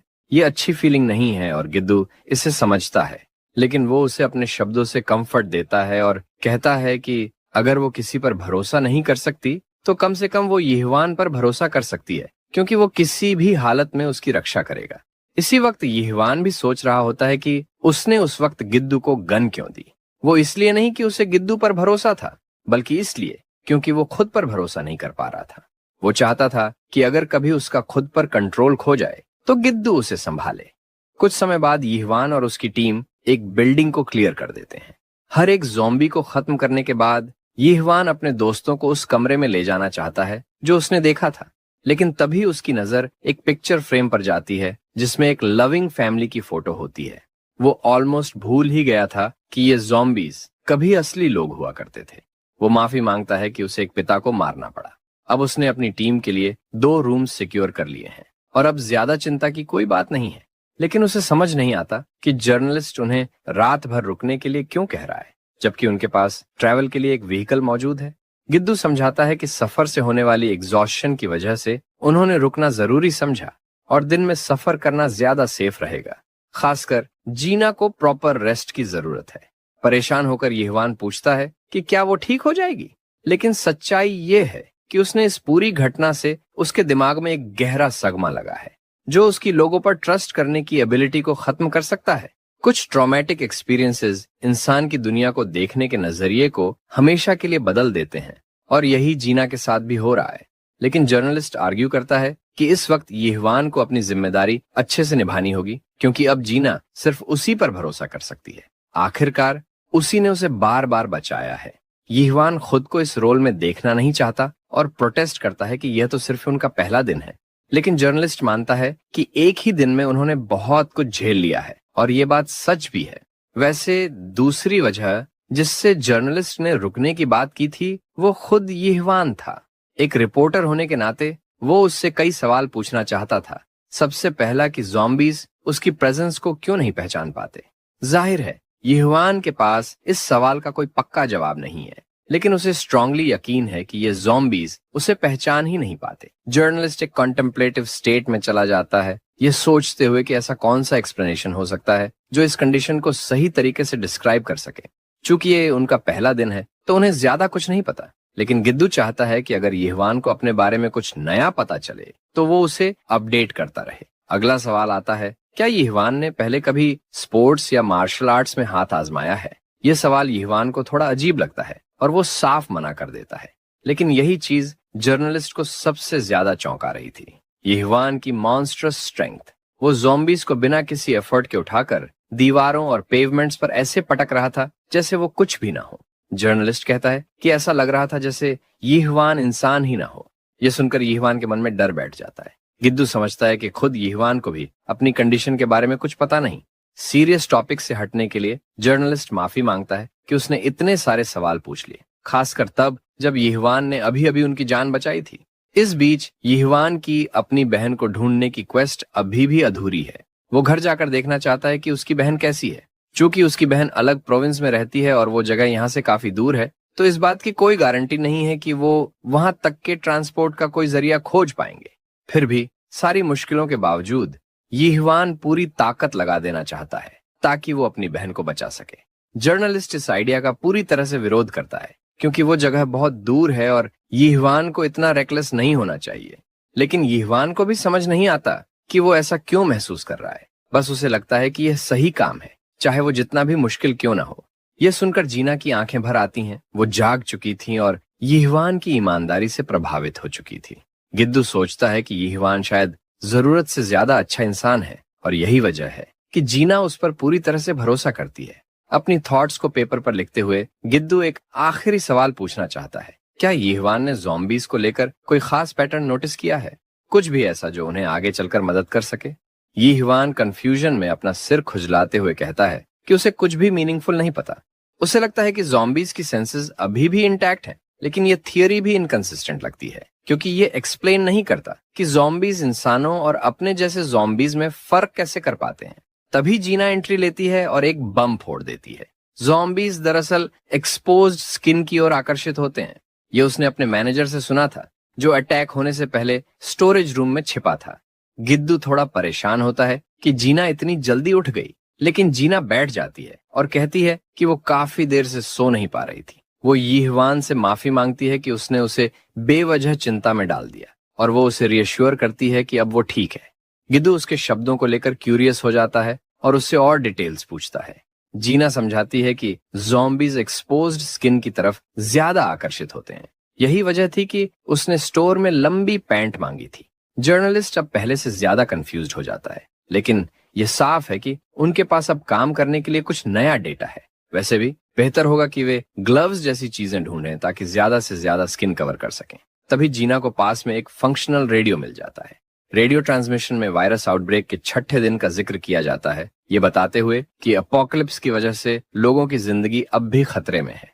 जीना को यकीन नहीं होता कि इतना समय बीतने के बाद भी रेडियो काम कर रहा है। ये ब्रॉडकास्ट लाइव थी, जो अपोकैलिप्स के 5 दिनों की रिपोर्ट दे रही थी। यीहवान और गिद्दू भी यह देखकर शॉक्ड रह जाते हैं कि अभी भी कोई चैनल चालू है। इसका मतलब यह हो सकता है कि रेडियो स्टेशन अभी भी सेफ है, लेकिन यीहवान को लगता है कि वहां के लोग स्टेशन के अंदर फंसे हो सकते हैं और यह एक डिस्ट्रेस सिग्नल भी हो सकता है। खैर, जीना को स्टेशन का लोकेशन पता है, तो गिद्दू सजेस्ट करता है कि इसका अल्टीमेट डिसीजन यीहवान को लेना चाहिए। आखिरकार वही अकेला ऐसा इंसान है जो स्टेशन के अंदर नेविगेट कर सकता है। फिर भी यीहवान को लगता है कि पहले जीना के पेरेंट्स को ढूंढना ज्यादा जरूरी है। बाकी चीजों पर वो बाद में सोच सकता है। उसे बार बार उसके लिए खड़ा होते देखकर जीना को थोड़ी राहत मिलती है। जर्नलिस्ट को भी इससे कोई आपत्ति नहीं और वो सजेस्ट करता है कि सभी को अब कुछ रेस्ट लेना चाहिए। अगले सीन में हमें एक ड्रीम सीक्वेंस देखने को मिलता है, जहां यीहवान डर के मारे ज़ॉम्बीज से भाग रहा होता है। वो धीरे धीरे उसके और करीब आ रहे होते हैं और अंत में वो बस खुद को होने वाले दर्द के लिए तैयार करता है। यीहवान अचानक उस सपने से बाहर आता है और देखता है कि उसके सामने उसका दोस्त जिनमिन ह्यूंग खड़ा है। ये देखकर वो शॉक में आ जाता है, क्योंकि वो जिंदा नहीं होना चाहिए था। ये सोचकर वो वंडर करने लगता है कि कहीं ये पूरा ज़ॉम्बी अपोकलिप्स सिर्फ एक सपना तो नहीं था। लेकिन तभी उसकी लाइफ पूरी तरह से बर्बाद हो जाती है जब वो देखता है कि एक पूरी ज़ॉम्बी हॉर्ड किसी इंसान का फ्लैश चबा रही थी। एक और नाइटमेयर जिससे बाहर निकलना अब मुश्किल लग रहा था। गिनमैन अपने दोस्त को उनके साथ जाने और खाने के लिए इनवाइट करता है, क्योंकि उसे इंसानी फ्लैश पसंद आनी चाहिए और उसका चेहरा किसी हॉरर मूवी के कैरेक्टर जैसा लगता है। यीहवान अचानक जाग जाता है। उसकी सांसें तेज चल रही होती हैं और उसकी आंखों में खौफ भरा होता है। दिन की रोशनी उसके बेड के किनारे को छूती है और उसे धीरे धीरे शांति महसूस होने लगती है, लेकिन उसके हाथ अब भी कांप रहे होते हैं। वो खुद को रीइंफोर्स करता है कि वो कभी भी उन ज़ॉम्बीज की तरह नहीं बनेगा। दृश्य बदलता है और एक अलग लोकेशन पर एक कपल अपने बेड पर लेटा होता है। उनके पास अब खाने के लिए कुछ भी नहीं बचा, लेकिन अपनी सेहत की चिंता करने के बजाय वो अपनी बेटी जीना के बारे में ज्यादा फिक्रमंद है। उन्हें उम्मीद है कि उसे कोई भरोसेमंद इंसान बचा कर ले गया होगा। माँ तो बस एक बार अपनी बेटी को फिर से देखना चाहती है, लेकिन वो दोनों अपनी मौत को गले लगाने के लिए मजबूर हैं, क्योंकि अब कुछ किया नहीं जा सकता। तभी जीना के पिता को अचानक एक आवाज सुनाई देती है, जिससे वो जाग जाते हैं। उन्होंने मोटरसाइकिल की आवाज सुनी, जिसका मतलब हो सकता है कि कोई सर्वाइवर आया है। लेकिन उन्हें तब और ज्यादा हैरानी होती है जब बाइक ज़ॉम्बीज के पास रुक जाती है। उनके लिए यह डिसीजन बहुत रेकलेस लगता है, क्योंकि उन्हें यीहवान की स्पेशल पावर्स के बारे में कुछ नहीं पता। यीहवान सुरक्षित रूप से उसी लोकेशन पर पहुंच जाता है जिसे जीना ने डिस्क्राइब किया था, लेकिन अभी तक वह कोई इंसानी लाइफ का साइन नहीं है। वो सोचता है कि पहले ज़ॉम्बी हॉर्ड को न्यूट्रलाइज कर दिया जाए, फिर उनकी तलाश बढ़ाई जाए। और तभी हमारा लड़का अपना ट्रस्टी मेटल बैट उठाकर एक ज़ॉम्बी की पूरी तरह से धुलाई कर देता है। ये सब देखकर जीना के माता पिता शॉक में पड़ जाते हैं। वो देख रहे होते हैं कि एक अकेला इंसान बिना किसी दिक्कत के ज़ॉम्बीज को खत्म कर रहा है। अब उन्हें सोचने पर मजबूर होना पड़ता है कि आखिर ये बंदा कौन है। अब रास्ता साफ हो चुका है तो यीहवान चारों तरफ देखता है और समझ जाता है कि गिद्दू की कार इतनी गहराई तक शहर में क्यों नहीं आ सकती। अब वो अपने आसपास की जांच करने और आगे बढ़ने की योजना बनाता है। वो जीना के घर की दिशा में चलता है और दीवार के ऊपर से कूद जाता है। घर के अंदर जीना के माता पिता किसी अजनबी पर भरोसा करने से घबरा रहे होते हैं, लेकिन तभी यीहवान उन्हें बाहर बुलाता है और पूछता है कि क्या वो जीना के माता पिता हैं। जैसे ही उन्हें अपनी बेटी का नाम सुनाई देता है, दोनों भागकर यीहवान को गले लगाने के लिए दौड़ पड़ते हैं। अब कहानी को फास्ट फॉरवर्ड करते हैं और जीना को आखिरकार अपने माता पिता से मिलने का मौका मिल जाता है। यह एक खुशहाल पुनर्मिलन है। उन्हें साथ देखकर यीहवान का चेहरा खुशी से चमक उठता है, क्योंकि उसने अपना वादा पूरा किया। लेकिन गिद्दू उन्हें याद दिलाता है कि उन्हें यह सब अंदर जाकर करना चाहिए, क्योंकि बाहर अब भी खतरा है। जीना के पिता उसका हाथ पकड़कर उसे धन्यवाद देते हैं कि उसने उनकी बेटी की रक्षा की, लेकिन जर्नलिस्ट कोई क्रेडिट नहीं लेना चाहता और कहता है कि यह सब यीहवान की वजह से संभव हुआ। अंदर जाते ही जीना के माता पिता बताते हैं कि कैसे वो भाग्यशाली थे और कैसे उन्होंने खुद को बचाने के लिए कई ब्लॉकेड्स बनाए, लेकिन अंदर फंसे रहने की वजह से उनकी रिसोर्सेज खत्म हो गईं और उन्होंने अपनी बेटी को खोजने के लिए हर संभव कोशिश की। अब जब जीना वापस आ चुकी है तो वो दोनों यीहवान और गिद्दू के बहुत आभारी हैं, लेकिन गिद्दू फिर से साफ करता है कि यह सब यीहवान की वजह से ही हुआ। यीहवान को पता चलता है कि वो 6 दिनों से घर से बाहर नहीं निकले। बिजली चली गई थी, लेकिन पानी की सप्लाई ठीक थी, जिससे उन्होंने किसी तरह सरवाइव किया। लेकिन उनके पास खाने के लिए कुछ भी नहीं बचा था और अब वो स्टारवेशन की कगार पर थे। यीहवान को एहसास होता है कि उसे इस स्थिति के लिए कुछ करना होगा। तभी उसे याद आता है कि सड़क पर एक सुपरमार्केट था जिसका शटर नीचे था, जिसका मतलब अंदर बहुत सारे रिसोर्सेज हो सकते हैं। अगर वो सुपरमार्केट तक पहुंच पाए तो सबकी जिंदगी बच सकती है। लेकिन जीना के पिता इसका विरोध करते हैं। उन्हें लगता है कि यीहवान अपनी जान खतरे में डाल रहा है, लेकिन यीहवान को यकीन है कि बिना बेसिक ह्यूमन रिसोर्सेज के वे सरवाइव नहीं कर सकते। वे 2 दिन से भूखे हैं और वो बस यूं ही इसे नजरअंदाज नहीं कर सकता। गिद्दू भी सहमत होता है और कहता है कि उन्हें सर्वाइवल को प्रायोरिटी देना जरूरी है, क्योंकि उन्हें कुछ भी हो सकता है। जीना के पिता हिम्मत जुटाकर मदद करने का फैसला करते हैं, लेकिन यीहवान उसे मना कर देता है। वो कहता है कि उन्हें पहले जीना की हालत पर ध्यान देना ज्यादा जरूरी है। यह सुनकर जीना के पिता इमोशनल हो जाते हैं। एक पिता की अपने परिवार के लिए चिंता से ज्यादा प्यारी चीज और क्या हो सकती है। यीहवान निकलने की तैयारी करता है और गिद्दू उसके साथ जाने का फैसला करता है ताकि वो खाने का इंतजाम कर सके। जीना की थ्योरी को ध्यान में रखते हुए गिद्दू पूरी तरह से खुद को कवर कर लेता है और वो यीहवान के लिए उपयोगी बनना चाहता है, बजाय इसके कि वो किसी बर्डन की तरह लगे। ये यीहवान के लिए अच्छी बात है, क्योंकि अब उसके पास एक भरोसेमंद साथी है। वो दोनों जीना के परिवार को अलविदा कहते हैं और निकल पड़ते हैं।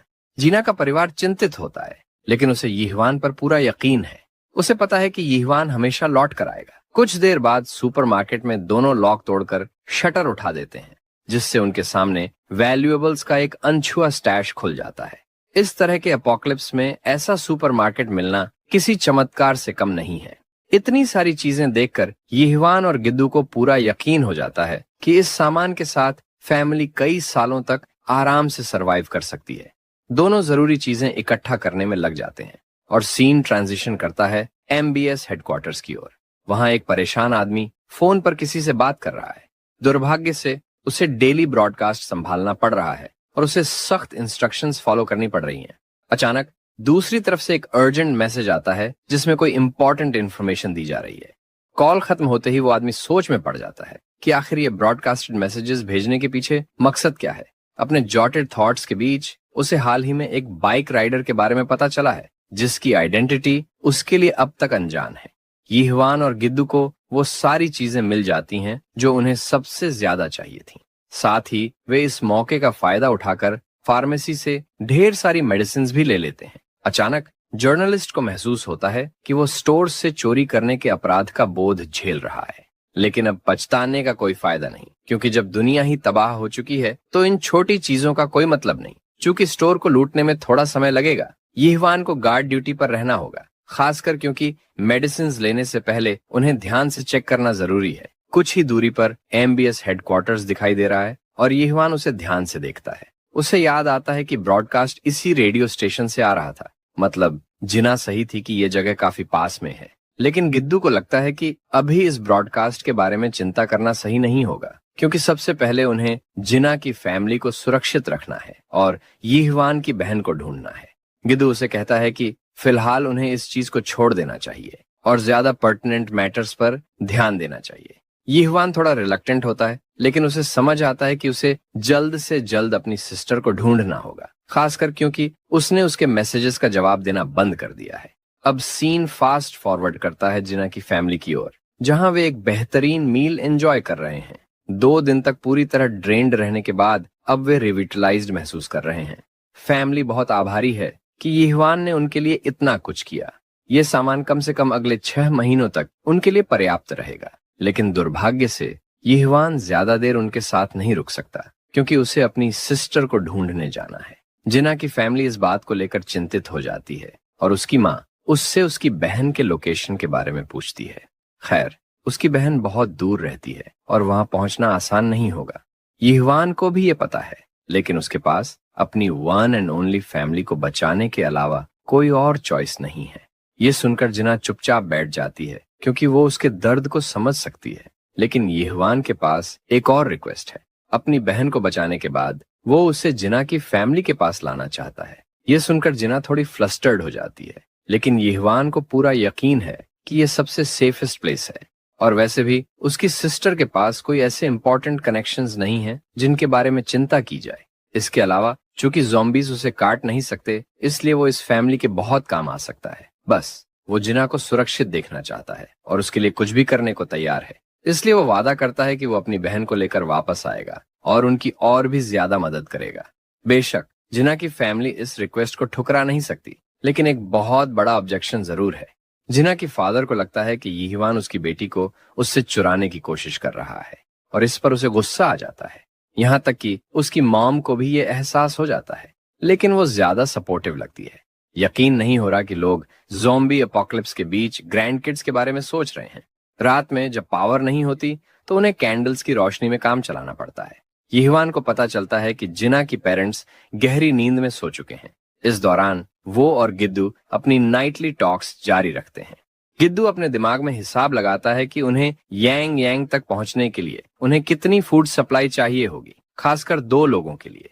ये सुनकर यीहवान उलझन में पड़ जाता है और जर्नलिस्ट मान लेता है कि वो उसके साथ जाने वाला है।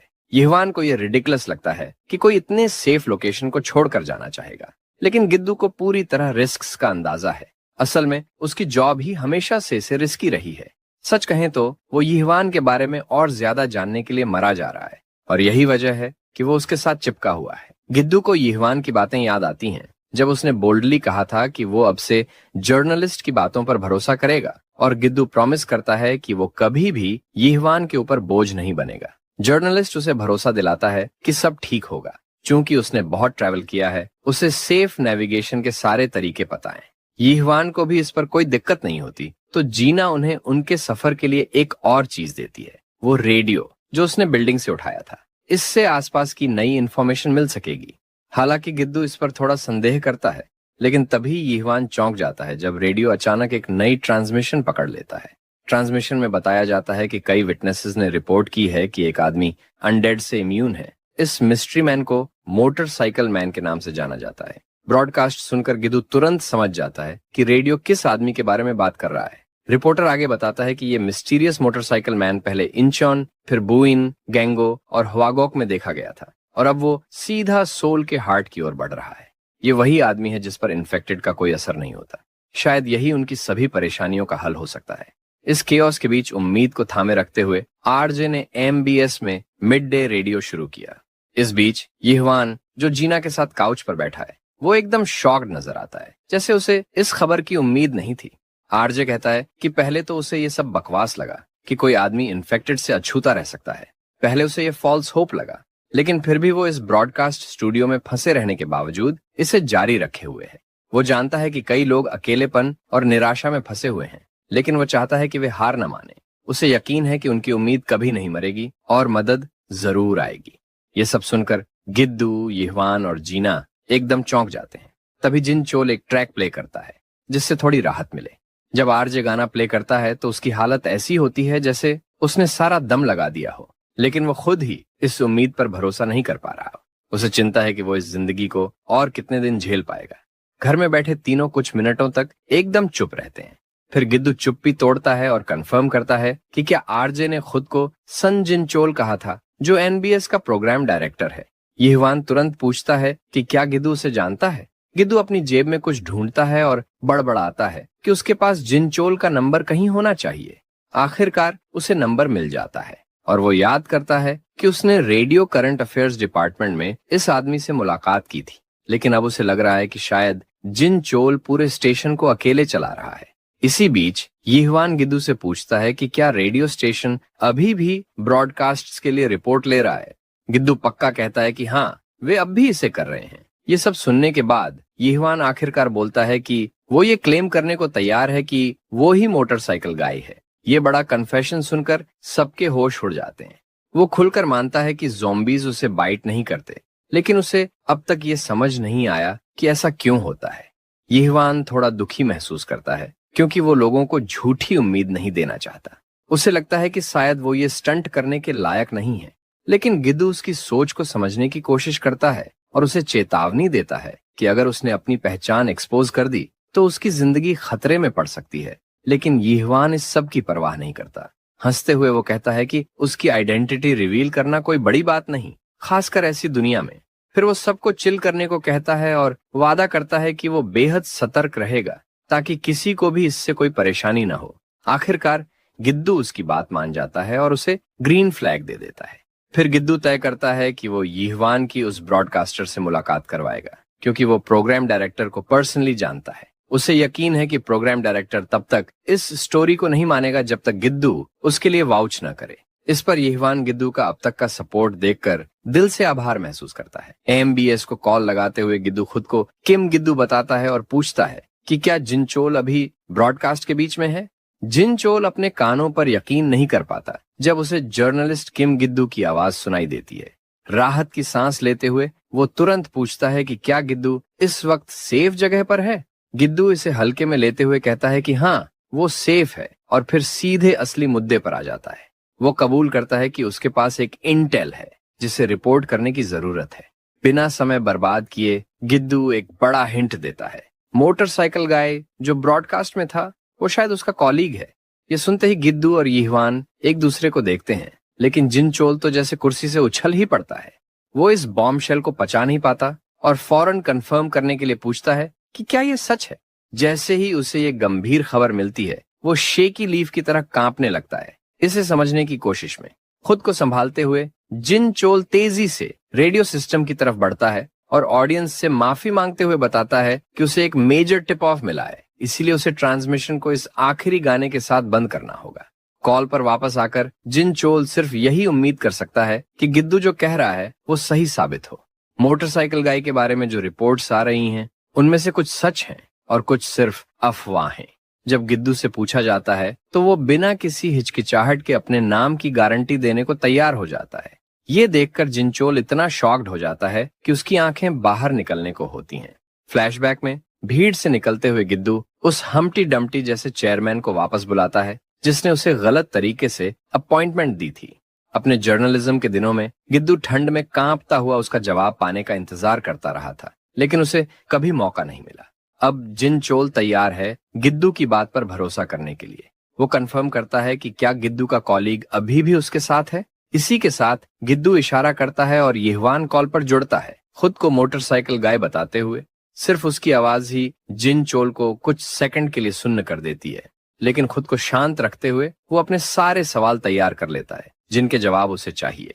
इस बीच दुनिया के अलग अलग कोनों से लोग आरजे जिनचोल की बात सुनते हैं, जो कहता है कि मोटरसाइकिल गाय उसकी ऑडियंस के लिए बहुत मायने रखता है।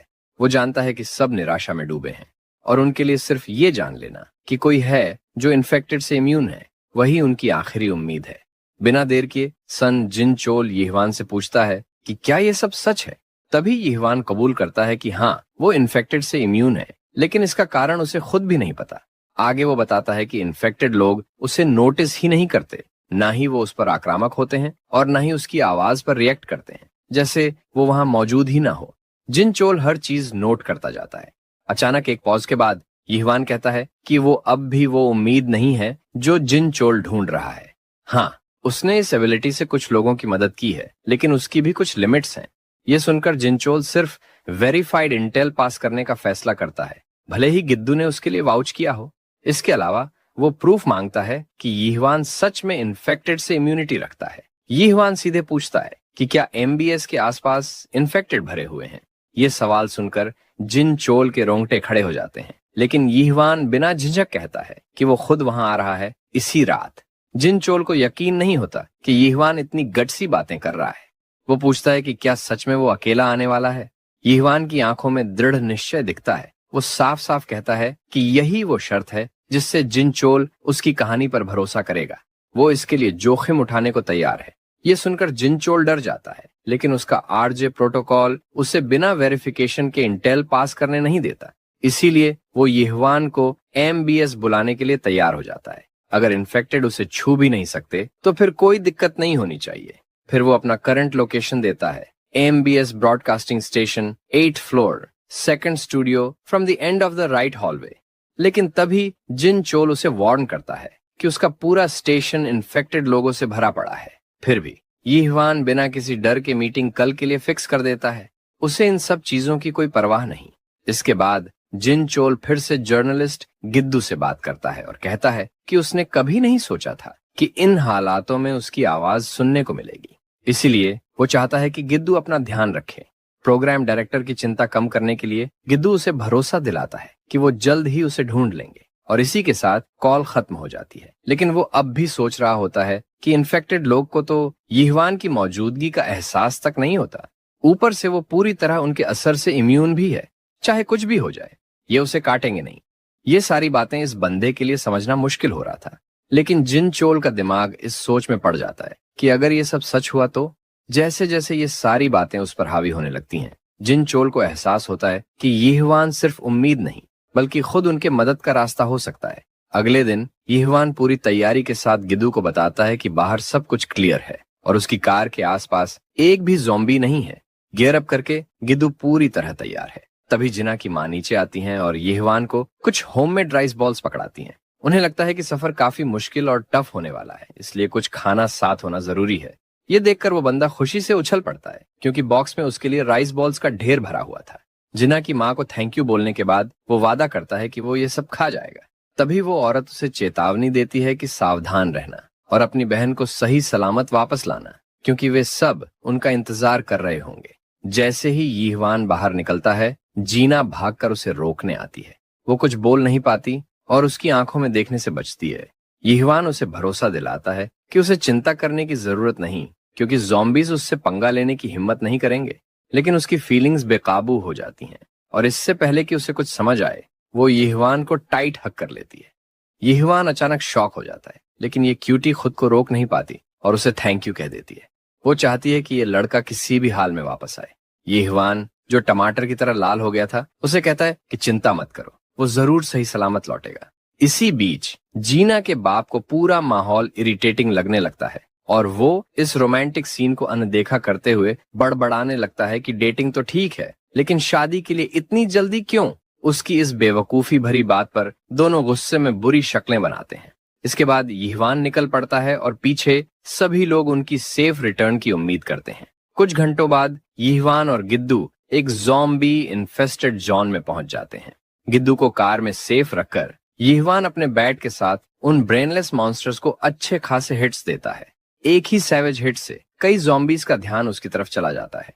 बारीकी से देखकर यीहवान अंदाजा लगाता है कि अगर ये स्वार्म खत्म नहीं किया तो ये जगह और भी ज्यादा खतरनाक हो जाएगी, खासकर तब जब उन्हें कोई शेल्टर ढूंढना होगा। गिद्दू को उसकी बात समझ आती है, इसलिए वो उसे इस टास्क को हैंडल करने देता है। हालांकि यीहवान को भी पता था कि ये कोई आसान काम नहीं है, लेकिन अब उसके पास और कोई चॉइस नहीं बची। बैट को कसकर पकड़ते हुए वो उन ब्रेनलेस आर्मी को चेतावनी देता है कि उसे हर हाल में इस रास्ते से निकलना ही होगा। इस दौरान बिल्डिंग के अंदर जिनचोल कमजोर होकर बेहोश होने की कगार पर था। कोने में पड़ा हुआ उसे लगता है कि उसका शरीर अब पूरी तरह जवाब दे रहा है। न खाने को कुछ बचा है और न ही पीने को। उसकी सारी सप्लाई कब की खत्म हो चुकी थी। अब उसके पास बस मरने का इंतजार करने के अलावा कोई चारा नहीं था। अपनी हालत देखकर वो सोचता है कि आज की ब्रॉडकास्ट तो नामुमकिन है, फिर भी उसे इस बात का अफसोस होता है कि उसने कल की ब्रॉडकास्ट में कोई फेयरवेल मैसेज नहीं दिया। काश उसे पता होता कि चीजें इतनी खराब होने वाली हैं। इसी बीच जिन चोल का फोन अचानक रिंग करने लगता है। ये उसका साथी जर्नलिस्ट किम गिद्दू था। बिना वक्त गवाए वो तुरंत फोन उठाता है। स्पीकर से चिंतित आवाज आती है और गिद्दू पूछता है कि जिन चोल अभी तक ठीक है या नहीं। जिन चोल तुरंत जवाब देता है कि फिलहाल वो ठीक है। ये सुनकर गिद्दू राहत की सांस लेता है और वो उसे रुकने के लिए कहता है क्योंकि वे ज्यादा दूर नहीं है। ये सुनते ही जिन चोल का दिल जोरों से धड़कने लगता है। वो घबराकर पूछता है कि वे लोग अभी कहाँ हैं।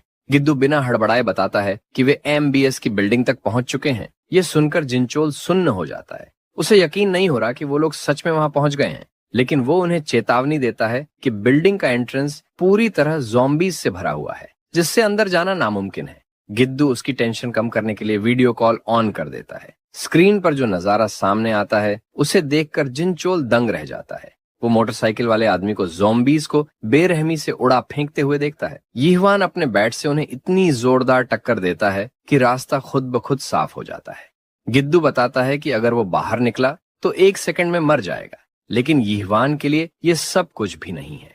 सन जिनचोल खुद इस नजारे का गवाह बनता है। वो पहली बार किसी को देखता है जो ज़ॉम्बीज के लिए टारगेट नहीं है। उसका कांटा न जाना ही उसे आशा की किरण बना देता है। सारे ज़ॉम्बीज को खत्म करने के बाद यीहवान थोड़ी देर के लिए खो जाता है। उसके दिमाग में सिर्फ वही ख्याल घूमता है कि उसने कितने लोगों को मार गिराया। लेकिन एक गहरी सांस लेने के बाद वो गिद्दू को इशारा करता है कि वो अब बाहर आ सकता है। गिद्दू पहले तो यकीन नहीं करता, लेकिन फिर वो बाहर निकलता है, ये मानते हुए कि सब कुछ सही है। यीहवान देखता है कि वहां एक पुलिस शील्ड पड़ी है जो बिल्कुल बेकार पड़ी थी। वो उसे उठाकर गिद्दू को देता है और कहता है कि ये आगे चलकर बहुत काम आएगी। गिद्दू भी इससे पूरी तरह सहमत होता है। आगे बढ़ते हुए यीहवान को यकीन है कि अंदर और भी ब्रेनलेस ज़ॉम्बीज होंगे। इसीलिए वो गिद्दू को सलाह देता है कि अगर उसे जिंदा रहना है तो उसे बस उसके पास ही रहना होगा। गिद्दू को याद आता है कि MBS बिल्डिंग अंदर से एक भूल भुलैया जैसी है, लेकिन चूंकि वो इस जगह से परिचित है, इसलिए वो खुद को इस मिशन का नेविगेटर बनने का फैसला करता है। और इस तरह ये दो बेवकूफ मगर बहादुर लोग बिल्डिंग के अंदर कदम रखते हैं और किस्मत से अंदर घुसते ही उन्हें ज्यादातर जगह खाली दिखती हैं। यीहवान के हाथ में उसका पसंदीदा हथियार एक बेसबॉल बैट होता है और वो एक और रूम को चेक करता है, लेकिन वहां उसे कोई सर्वाइवर या ज़ॉम्बी नहीं मिलता, जो गिद्दू को थोड़ा सरप्राइज करता है। पर उसे कुछ तो अजीब लग रहा है। ऊपर चढ़ते हुए गिद्दू के सीने में एक अजीब सी बेचैनी उठ रही है, जो उसे हर पल चौकन्ना रहने पर मजबूर कर रही है। हर कुछ सेकंड में वो सिर घुमा के इधर उधर देखता है। वो धीरे से बड़बड़ाता है कि ये शांति उससे कुछ सही नहीं लग रही है। फिर वो यीहवान से पूछता है कि क्या जब यहाँ ज़ॉम्बी वाला इंसिडेंट हुआ था तो क्या सब लोग बस यहाँ से भाग गए थे? शुरू में तो यीहवान के दिमाग में हजारों थॉट्स दौड़ते हैं इसका कोई रीजन ढूंढने के लिए, मगर बिना टाइम वेस्ट किए वो गिद्दू से पूछता है कि जब सब कुछ इतना मुश्किल हो चुका है तब भी जिनचोल ब्रॉडकास्ट को जारी रखने के लिए इतना डिटरमिन्ड क्यों है? क्यों उसे ये ब्रॉडकास्ट इतना जरूरी लगता है? थोड़ा सोचने के बाद गिद्दू को लगता है कि शायद जिनचोल को लगता हो कि ये उसकी रिस्पॉन्सिबिलिटी है। आखिरकार ब्रॉडकास्टिंग स्टेशन में सालों तक काम करने के बाद वो लोगों को हर तरह की इंफॉर्मेशन देता आया है।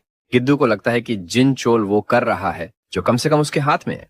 यीहवान मानता है कि गिद्दू और जिनचोल की जर्नलिस्ट वाली डेडिकेशन काफी इंप्रेसिव है। ये सुनकर गिद्दू थोड़ी देर के लिए चुप हो जाता है। एक जर्नलिस्ट होते हुए भी उन्होंने अपना फर्ज नहीं छोड़ा और वो हर तरह की इंटेल जमा करते रहे ताकि इस सिचुएशन को समझा जा सके और शायद उसे ठीक भी किया जा सके।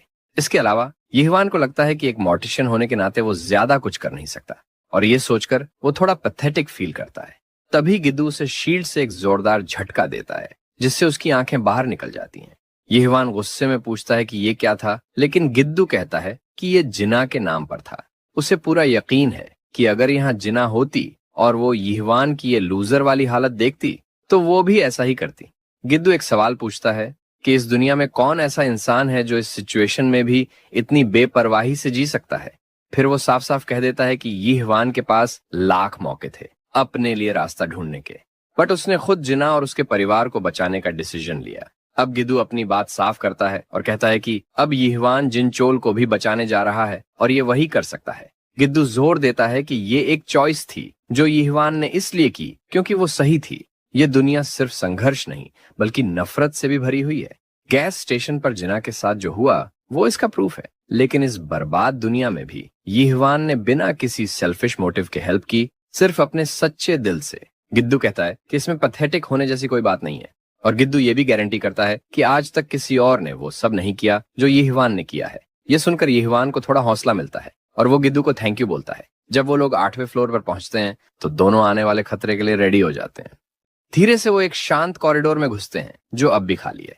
लेफ्ट एंड पर सेकंड डोर पर पहुंचते ही वो स्टूडियो नंबर 6 के एंट्रेंस पर होते हैं। गिद्दू जिनचोल को कॉल करने की प्लानिंग करता है, लेकिन उन्हें ये अंदाजा नहीं होता कि अगले कुछ सेकंड में क्या होने वाला है। तभी एक भूखा इन्फेक्टेड ज़ॉम्बी उन पर झपटता है गिद्दू को काटने के लिए। गिद्दू जब अपना सिर मोड़ता है तो उसे ऐसा डर लगता है जैसे उसकी जान निकल गई हो। ठीक उसी टाइम पर यीहवान उसे खींच लेता है, लेकिन बदकिस्मती से, गलती से ज़ॉम्बी उसी को काट लेता है। पैनिक में गिद्दू चीखता है। वो यीहवान के लिए बहुत परेशान हो जाता है क्योंकि उसे ज़ॉम्बी ने काट लिया था। फिर भी यीहवान एक जोरदार हमला करके ज़ॉम्बी को दूर फेंक देता है, लेकिन वो अब भी शॉक में है। उसे यकीन नहीं हो रहा कि उसे काट लिया गया है। गिद्दू ऑलमोस्ट पागल सा हो गया है। यीहवान खुद भी नहीं जानता अब आगे क्या होगा। क्या वो भी अब ज़ॉम्बी में बदल जाएगा? लेकिन फिर वो गिद्दू से पूछता है कि क्या उसके पास अभी भी वो गन है। गिद्दू की हालत खराब हो जाती है। वो पूरा पसीने में डूब चुका है। उसे कुछ भी समझ नहीं आ रहा है। यीहवान उम्मीद करता है कि उसके पास वो गन अब भी हो। गिद्दू भीतर तक हिल जाता है, जैसे अभी अभी उसे समझ आया हो कि यीहवान असल में क्या जताना चाहता था। कांपते हुए वो पूछता है आखिर यीहवान के दिमाग में चल क्या रहा है।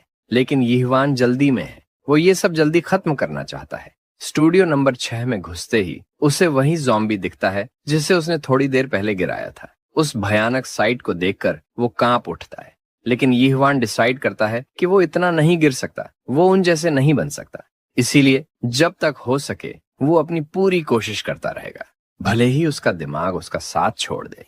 इस बीच वो ज़ॉम्बी गर्ल जिसने यीहवान को काटा था, वो खुद पत्ते की तरह कांप रही थी, लेकिन फिर वो ज़ॉम्बी फीवर से बाहर आती है और यीहवान से गुजारिश करती है कि वो रुक जाए। लेकिन ये तो एकदम अनएक्सपेक्टेड था। यीहवान की आंखें हैरानी से फैल जाती हैं जब वो देखता है कि एक ज़ॉम्बी वापस से अपने इंसानी रूप में आ रहा है। यीहवान इस चमत्कार के सामने खड़ा है, जबकि गिद्दू बाहर से ये सब देख रहा है। आंखों में आंसू लिए वो औरत यीहवान से विनती करती है कि वो उसे बचा ले। वो अपना इनोसेंस साबित करने का मौका मांगती है, ये कहते हुए कि उसने कुछ नहीं किया। पूरी तरह से कंफ्यूज्ड गिद्दू सोचता है कि क्या ये सच में इन्फेक्टेड है या नहीं, लेकिन यीहवान सच को इग्नोर नहीं कर सकता क्योंकि उसने उस औरत को उस पर कूदते हुए देखा था और उसे बाइट करने की कोशिश करते देखा था। अगर वो इन्फेक्टेड नहीं है तो फिर उसने उसके हाथ पर क्यों काटा?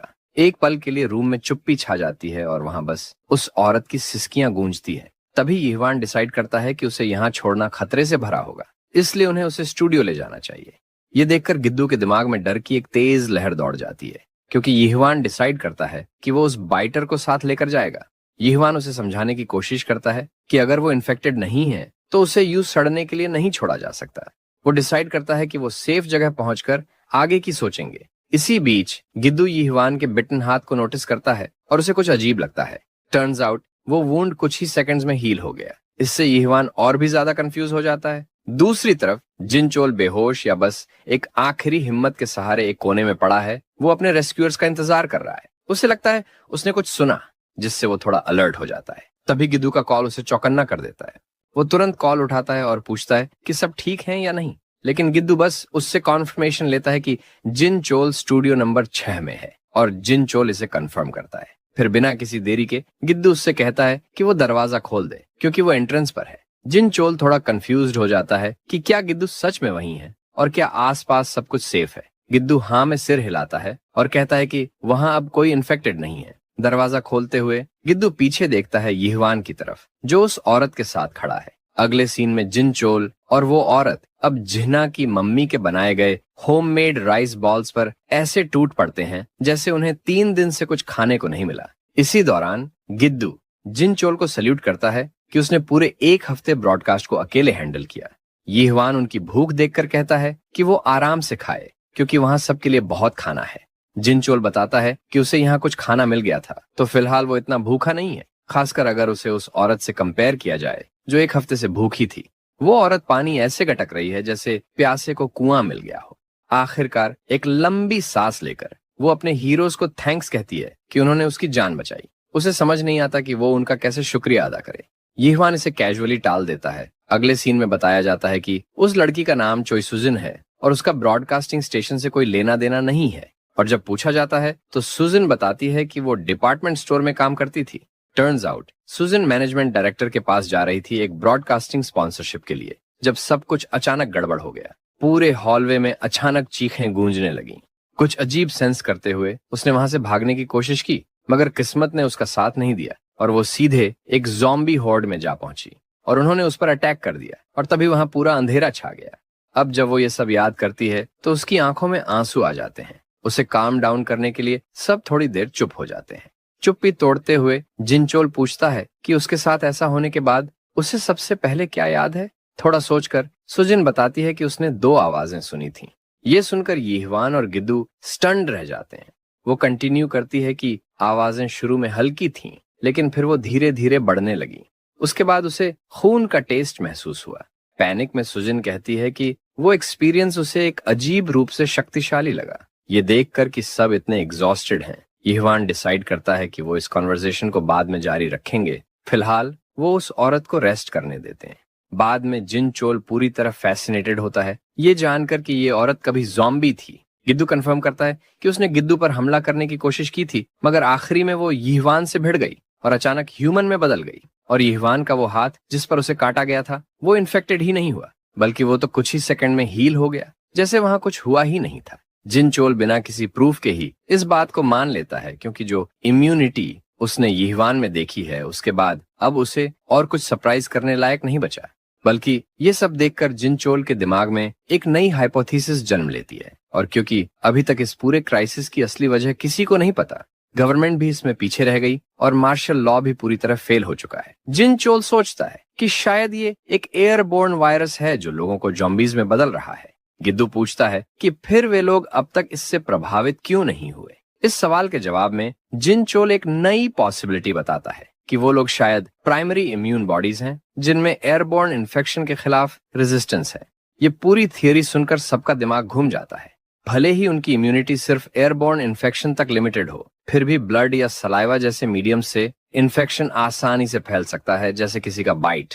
लेकिन यीहवान के केस में जिनचोल ने एक थियरी फॉर्मलाइज की है जिसे वो फुल बॉडी इम्यूनिटी कहता है, जिससे यीहवान इस दुनिया का सबसे सुरक्षित इंसान बन जाता है। और जब सुजिन ने यीहवान का खून चखा उस बाइट के दौरान, तो किसी तरीके से वो वापस इंसान बन गई।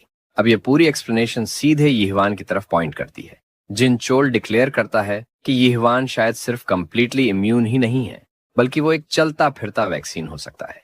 यीहवान वहीं खड़ा उन सब चीज को प्रोसेस करने की कोशिश करता है जो उसने अभी सुनी। उसका वैक्सीन होने का थॉट उसे अनरियल लगता है, लेकिन जो कुछ भी अब तक हुआ है वो उसे सोचने पर मजबूर कर देता है। उसका दिमाग लगातार उन्हीं इवेंट्स को दोहरा रहा है जो उसे यहाँ तक लाए। इसके बाद जिनचोल, जो अभी तक सब कुछ ध्यान से ऑब्जर्व कर रहा था, वो यीहवान को समझाता है कि ये सिर्फ एक थियोरी है, लेकिन जो उसने अभी तक देखा है उसके हिसाब से यही सबसे लॉजिकल लगता है। गिद्दू बीच में आता है और कहता है कि उन्हें थोड़ा आराम से सोचने की जरूरत है। ये सिचुएशन काफी कॉम्प्लिकेटेड है और जल्दी में कोई फैसला लेना सही नहीं होगा। सब कुछ प्रॉपरली समझना ही एकमात्र तरीका है इस चीज को डिकोड करने का।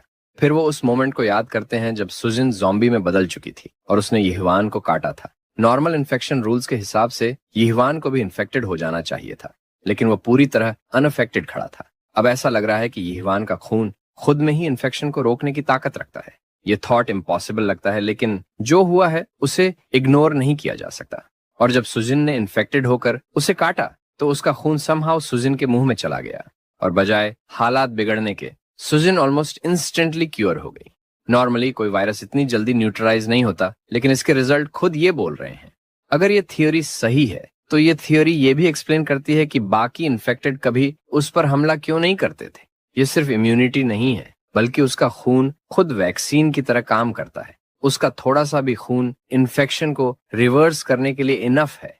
वो शायद एकमात्र इंसान है जो इस वायरस को रोक सकता है। उसका खून वो क्यूर हो सकता है जिसकी दुनिया को डेस्परेटली जरूरत है।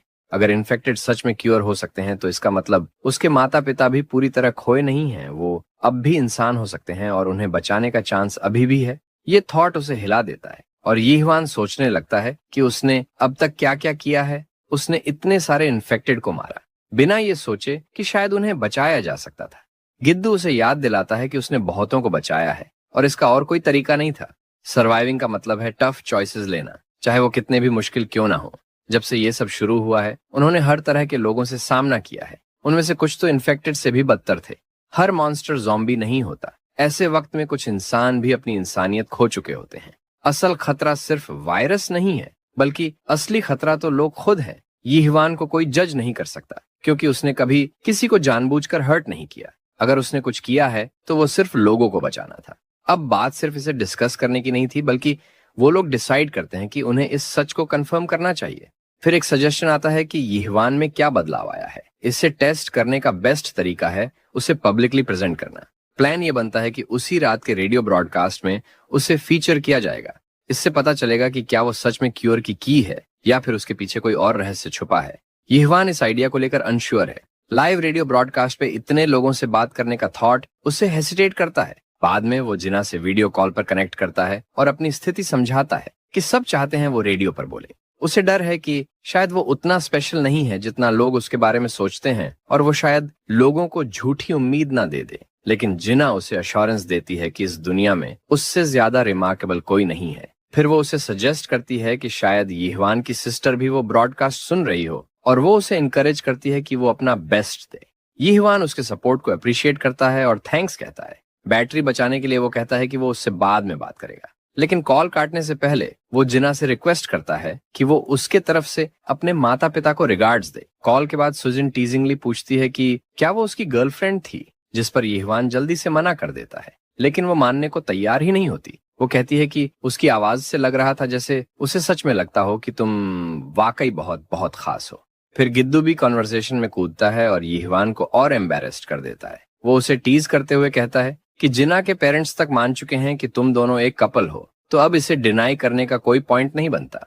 फिर जिनचोल पूछता है कि क्या यीहवान को कुछ आराम मिला। साथ ही वो मेंशन करता है कि अब सब कुछ सेट हो चुका है और अब प्रिपेयर करने का टाइम है। लेकिन यीहवान थोड़ा हेजिटेट करता है। उसे डर है कि कहीं लाइव ब्रॉडकास्ट में कुछ गलती ना हो जाए। वो हंसते हुए उसे रिएश्योर करता है कि ऐसे वक्त में छोटी मोटी गलतियों से कोई फर्क नहीं पड़ता। इसके बाद रेडियो होस्ट सोन जिनचोल ब्रॉडकास्ट शुरू करता है। वो उन सभी मैसेजेस को एक्नॉलेज करता है जो उसके पास लिसनर्स की तरफ से सपोर्ट और कंसर्न के रूप में आए हैं। इंटरनेट और बिजली की कमी के बावजूद लोग कनेक्ट करने की कोशिश कर रहे हैं और वो इसके लिए अपना ग्रेटिट्यूड एक्सप्रेस करता है। इस बार कुछ खास देने के लिए वो अनाउंस करता है एक स्पेशल गेस्ट को। फिर वो इंट्रोड्यूस करता है उस इंसान को जिसके बारे में सबसे ज्यादा क्यूरियोसिटी है, जिसने इन अंधेरे समयों में लोगों को उम्मीद दी है। वो रहस्यमयी इंसान जिसे सब मोटरसाइकिल मैन के नाम से जानते हैं, कांग यीहवान, अब फाइनली लाइव है। इसके बाद होस्ट यीहवान से कहता है कि वो खुद को इंट्रोड्यूस करे। यीहवान नर्वस है लेकिन डिटर्मिन्ड भी। थोड़ी देर हेजिटेशन के बाद वो अपना नाम और एज बताता है। साथ ही ये भी रिवील करता है कि वो एक फ्यूनरल मॉर्टिशियन के तौर पर काम करता है। होस्ट फिर बताता है कि उन्हें यीहवान के बारे में कई रिपोर्ट्स मिली हैं और भले ही कुछ डिटेल्स को वेरीफाई करना अभी बाकी है, लेकिन एक सवाल सबसे जरूरी है कि क्या ये सच है कि इन्फेक्टेड लोग उस पर हमला नहीं करते। थोड़ी देर रुककर यीहवान कंफर्म करता है कि ये रिपोर्ट्स सही हैं।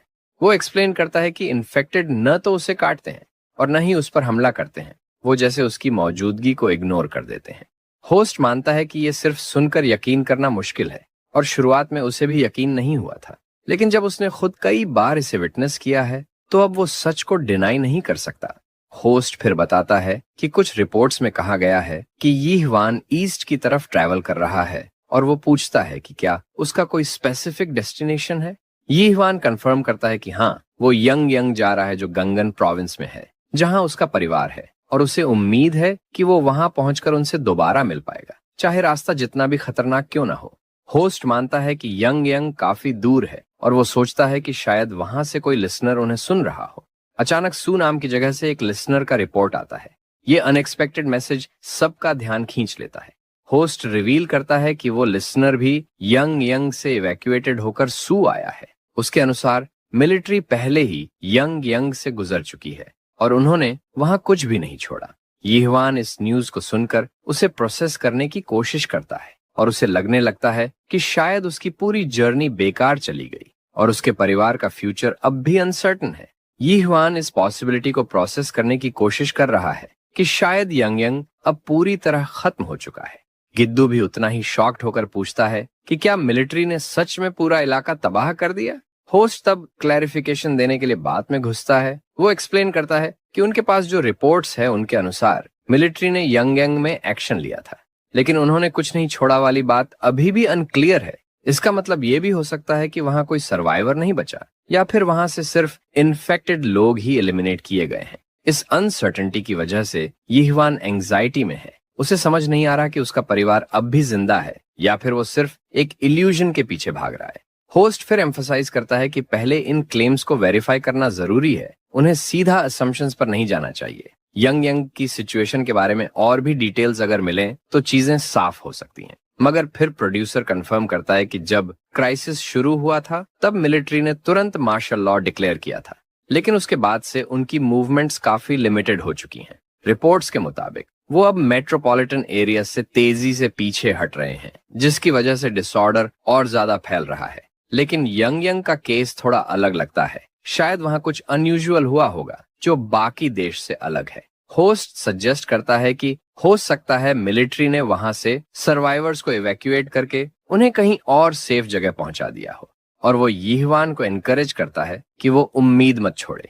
इसके बाद यीहवान अपनी सिस्टर की यादों में खो जाता है। उसे याद है कि बचपन से ही उसकी बहन को रेडियो सुनना कितना पसंद था। वो दोनों हमेशा साथ में रेडियो सुनते थे, जिससे उनके घर में थोड़ी लाइफ और वार्मथ आ जाती थी।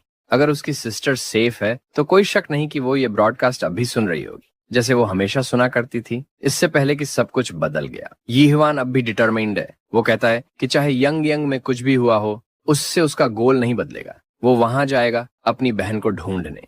और अगर वो ये ब्रॉडकास्ट सुन रही है तो वो चाहता है कि वो स्ट्रांग बनी रहे, वो थोड़ा और इंतजार करे। वो उससे वादा करता है कि वो जरूर आएगा, चाहे कुछ भी हो जाए।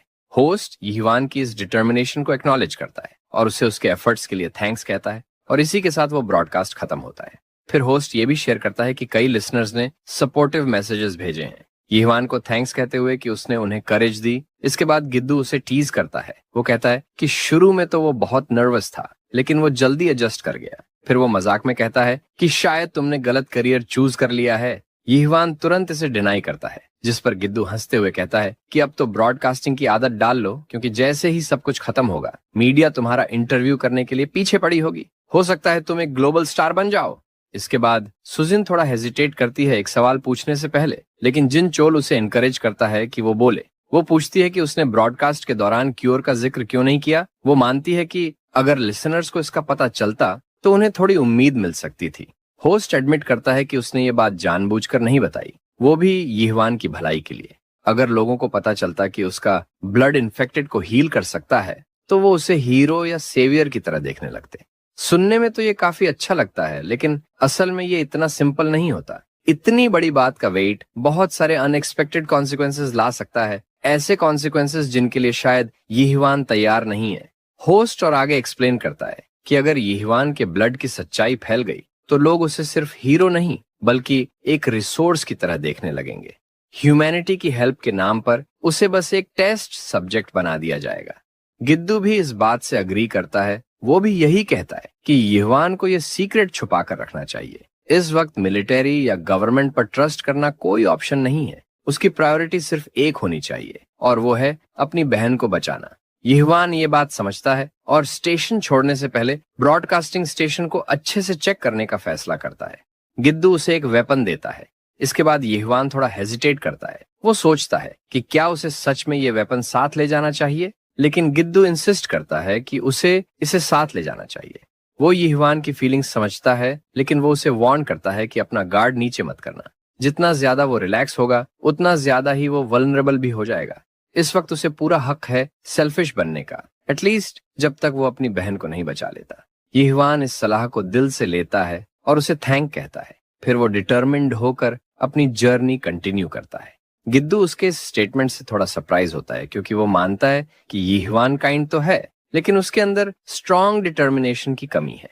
सिर्फ 28 की उम्र में उसके सामने अभी बहुत सारे चैलेंजेस हैं। उसकी काइंडनेस एक स्ट्रेंथ है, लेकिन इस दुनिया में यही वीकनेस भी बन सकती है। एक नाजुक दिल शरीर से पहले टूट जाता है। इसीलिए गिद्दू की प्रेजेंस इतनी जरूरी है, क्योंकि हर बार जब यीहवान उम्मीद खोने लगता है तो गिद्दू ही वो इंसान होता है जो उसे आगे बढ़ने में मदद करता है। होस्ट भी अग्री करता है कि यीहवान सिर्फ इसलिए स्ट्रांग बन पाया है क्योंकि उसके आसपास सपोर्टिव लोग हैं। उनके बिना यंग यंग तक पहुंचना ऑलमोस्ट इम्पॉसिबल होता। गिदू बिना हेजिटेशन के कहता है कि वो यीहवान की हेल्प करेगा, वो भी सिर्फ इसलिए नहीं कि वो इस कहानी में काफी इंपॉर्टेंट है, बल्कि इसलिए भी कि कभी यीहवान ने उसकी मदद की थी। पास में ही खड़ी सुजिन थोड़ा हेजिटेट करती है, फिर वो बोलती है कि क्या वो यीहवान के साथ जाएगा। गिद्दू कंफर्म करता है कि वो यीहवान के साथ ट्रैवल कर रहा है, जिस पर वो लेडी भी इंटरेस्ट दिखाती है साथ चलने का। गिद्दू इस सडन रिक्वेस्ट से थोड़ा सरप्राइज्ड होता है और हेजिटेट करता है। फिर वो सुजिन की इस रिक्वेस्ट पर बात करता है। वो कहता है कि उनके साथ ट्रैवल करना कोई सिंपल डिसीजन नहीं है। वो पूछता है कि क्या सुजिन का यंग यंग से कोई पर्सनल कनेक्शन है। सुजिन एक्सप्लेन करती है कि जब उसने रेडियो पर यंग यंग की सिचुएशन सुनी तो वो शॉक्ड रह गई। मिलिट्री यूनिट जो वहां से गुजरी थी वो उसके लिए कोई रैंडम ग्रुप नहीं है, बल्कि वो उसके पिता हैं। 4th आर्मर्ड ब्रिगेड के कमांडर हैं जो वहां स्टेशन थे। अब स्टोरी को आगे बढ़ाने से पहले चलो एक नजर डालते हैं हमारे लड़के के पास्ट पर। हम देखते हैं एक बूढ़ी औरत को। इस वक्त वो गिल्टी फील कर रही हैं मदद और पैसे एक्सेप्ट करने के लिए जो यीहवान की सिस्टर उन्हें ऑफर कर रही है।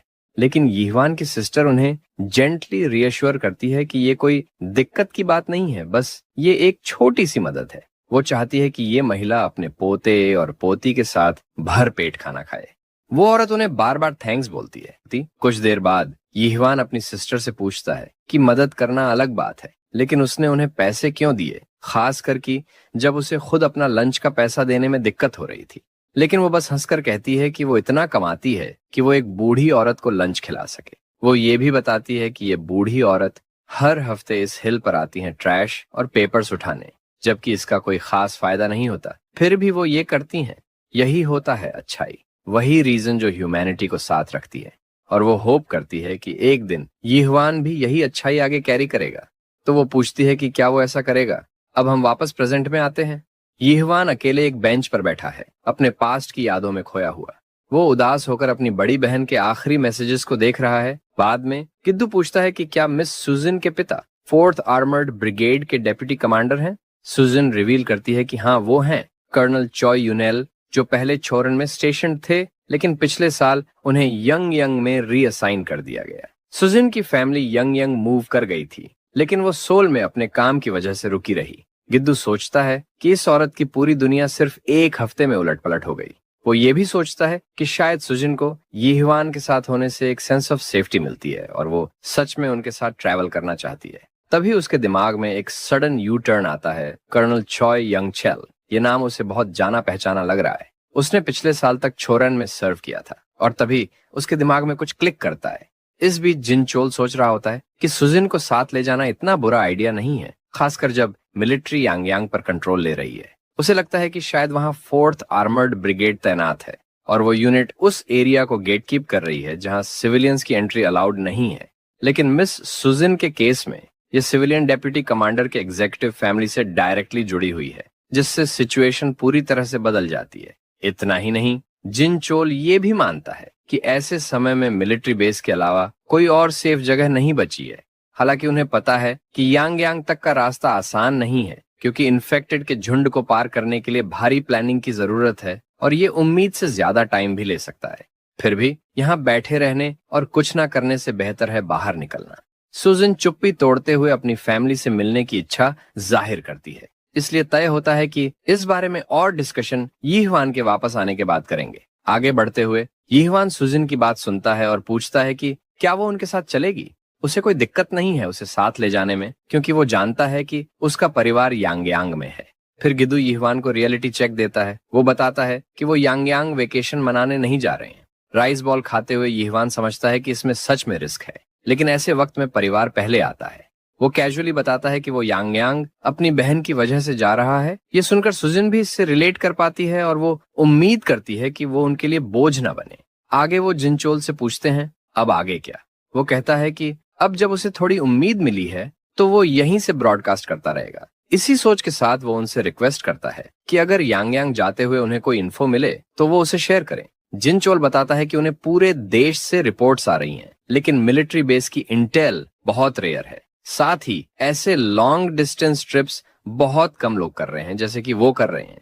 जिनचोल पॉइंट करता है कि सियोल और बाकी मेट्रो एरिया लगभग पूरी तरह से शट डाउन हो चुके हैं। उसे लगता है कि अगर मिलिट्री या गवर्नमेंट अब भी ऑपरेशनल है तो उन्होंने अपने बेस शायद प्रोविंस में शिफ्ट कर दिए होंगे। इसलिए जिनचोल को लगता है कि यांगयांग तक उनकी जर्नी को एक लाइव डॉक्यूमेंट्री की तरह ब्रॉडकास्ट करना उनके बचे हुए लिसनर्स के लिए बहुत मीनिंगफुल रहेगा। वो उम्मीद करता है कि यीहुआन अपनी बहन को बचा पाए और उससे फिर मिल सके। इस बीच वो वहीं रुककर अपना पार्ट निभाने की प्लानिंग करता है। यीहुआन उसे हल्की सी स्माइल देते हुए प्रॉमिस करता है कि वो बाद में उसके लिए वापस आएगा। गिद्दू जिनचोल के लिए कम से कम 1 महीने की फूड सप्लाई रिस्टॉक करता है। जिनचोल थोड़ा चिंतित होता है कि यांगयांग जाने से पहले उनका अपनी सारी सप्लाई देना रिस्की हो सकता है, लेकिन गिद्दू उसे आश्वासन देता है कि वो रास्ते में किसी सुपरमार्केट से रिस्टॉक कर लेंगे। साथ ही यीहुआन कंफर्म करता है कि 8वीं मंजिल जॉम्बीज से क्लियर है, तो अब वो ट्रैप नहीं है। जिनचोल यीहुआन को थैंक यू कहता है, सिर्फ जान बचाने के लिए नहीं बल्कि और भी कई चीजों के लिए। वो सपने देखता है कि वो एक दिन फिर से साथ ब्रॉडकास्ट करेंगे और अगली बार उसकी बहन के साथ भी। हाथ एक साथ रखकर वो एक दूसरे को गुड लक विश करते हैं और फिर अपने रास्ते निकल पड़ते हैं। जिनचोल बस उम्मीद के साथ उन्हें दूर जाते हुए देखता है। जैसे ही हमारा लड़का और उसके दोस्त बाहर निकलते हैं, वो अपनी मोटर बाइक स्टार्ट करता है और रास्ता लीड करने लगता है, जबकि गिद्दू और सुजिन कार में बैठ जाते हैं। इंजन की आवाज के साथ वो फुल स्पीड में रोड पर निकल पड़ते हैं। गिद्दू यीहुआन के पीछे पीछे चलता है। इस बार यीहुआन वादा करता है कि वो अपनी बहन लीचे को वापस जरूर लाएगा। दूसरी तरफ जब दरवाजा सामान से जाम होता है, तब लीचे की बेटी चैन से सो रही होती है।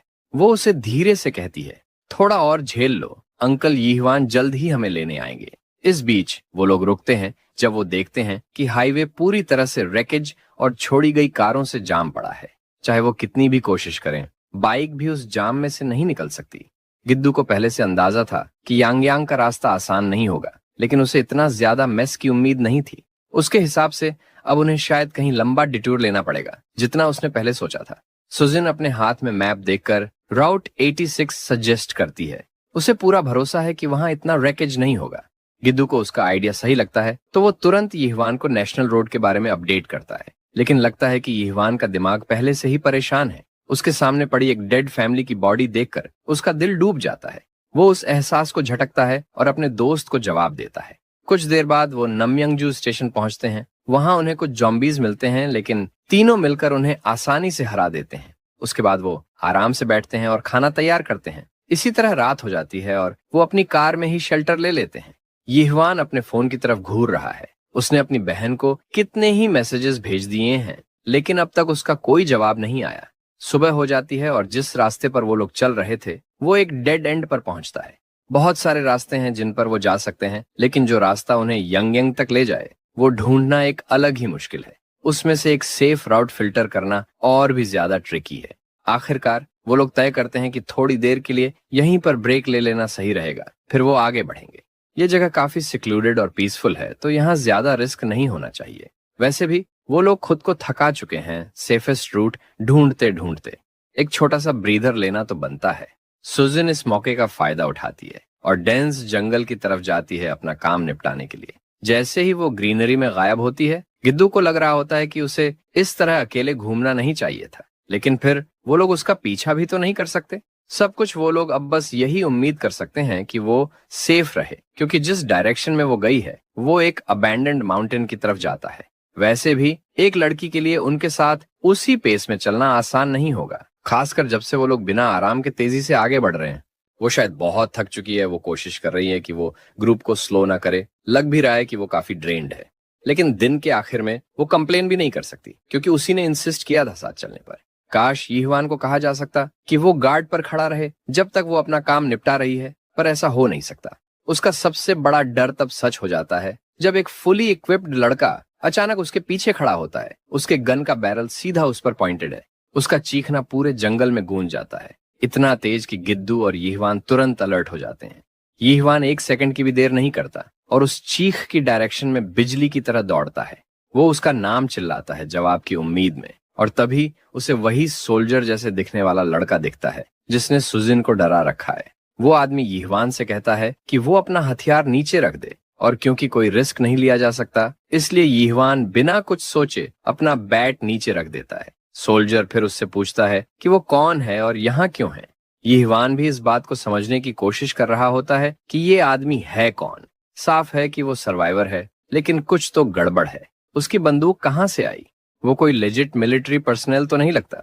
सुजिन की जान खतरे में न पड़े, इसलिए यिह्वान दोनों हाथ हवा में उठा देता है और कहता है कि वो उसका पार्टनर है। वो तो बस उसकी चीख सुनकर उसके पीछे आया था। वो फेक सोल्जर फिर पूछता है कि वो और उसके दोस्त इन माउंटेन्स में क्या कर रहे हैं जब यहाँ कुछ भी नहीं है। यिह्वान डिसाइड करता है कि वो ऑनेस्ट रहेगा। वो बताता है कि उनका मिशन यंग यंग पहुंचना है और अपनी फैमिली को ढूंढना है, लेकिन वो रास्ता भटक गए और पूरे दिन बस इधर उधर घूमते रहे। इस जगह ने उन्हें हार्मलेस फील कराया, तो उन्होंने यहीं थोड़ी देर रुकने का सोचा, थोड़ा रेस्ट करने के लिए। आखिरकार फेक सोल्जर अपनी बंदूक नीचे करता है और पैनिक क्रिएट करने के लिए माफी मांगता है। वो मानता है कि उसका ऐसा बिहेव करना रूड था। उसे बस खाली पहाड़ी में कुछ मूवमेंट फील हुआ और उसने गलती से उन्हें इन्फेक्टेड समझ लिया। वो फिर सुजिन को संभालता है और उसे उठने में हेल्प करता है। फिर वो अपना हेलमेट उतारता है और खुद को इंट्रोड्यूस करता है और अपना नाम जांग टेहुन बताता है। अच्छाई दिखाने के लिए वो एक बार फिर डराने के लिए माफी मांगता है। यिह्वान भी बदले में खुद को इंट्रोड्यूस करता है। अब लगता है कि गिद्दू भी एरिया में पहुंच चुका है, क्योंकि उसकी आवाज आ रही है जो यिह्वान को पुकार रही है। एक और आवाज सुनते ही जांग टेहुन तुरंत पूछता है कि वो कितने लोग हैं। यिह्वान 3 फिंगर्स दिखाकर जवाब देता है। जांग टेहुन अचानक उन्हें इनवाइट करता है कि वो उसके साथ चलें, क्योंकि वो देख सकता है कि वो सब काफी एग्जॉस्टेड हैं। जहां वो ठहरा हुआ है वो जगह कोई लग्जरी नहीं है, लेकिन बाहर सोने से तो वो कहीं बेटर है। कम से कम वहां सबके रहने के लिए रूम्स अवेलेबल हैं। लेकिन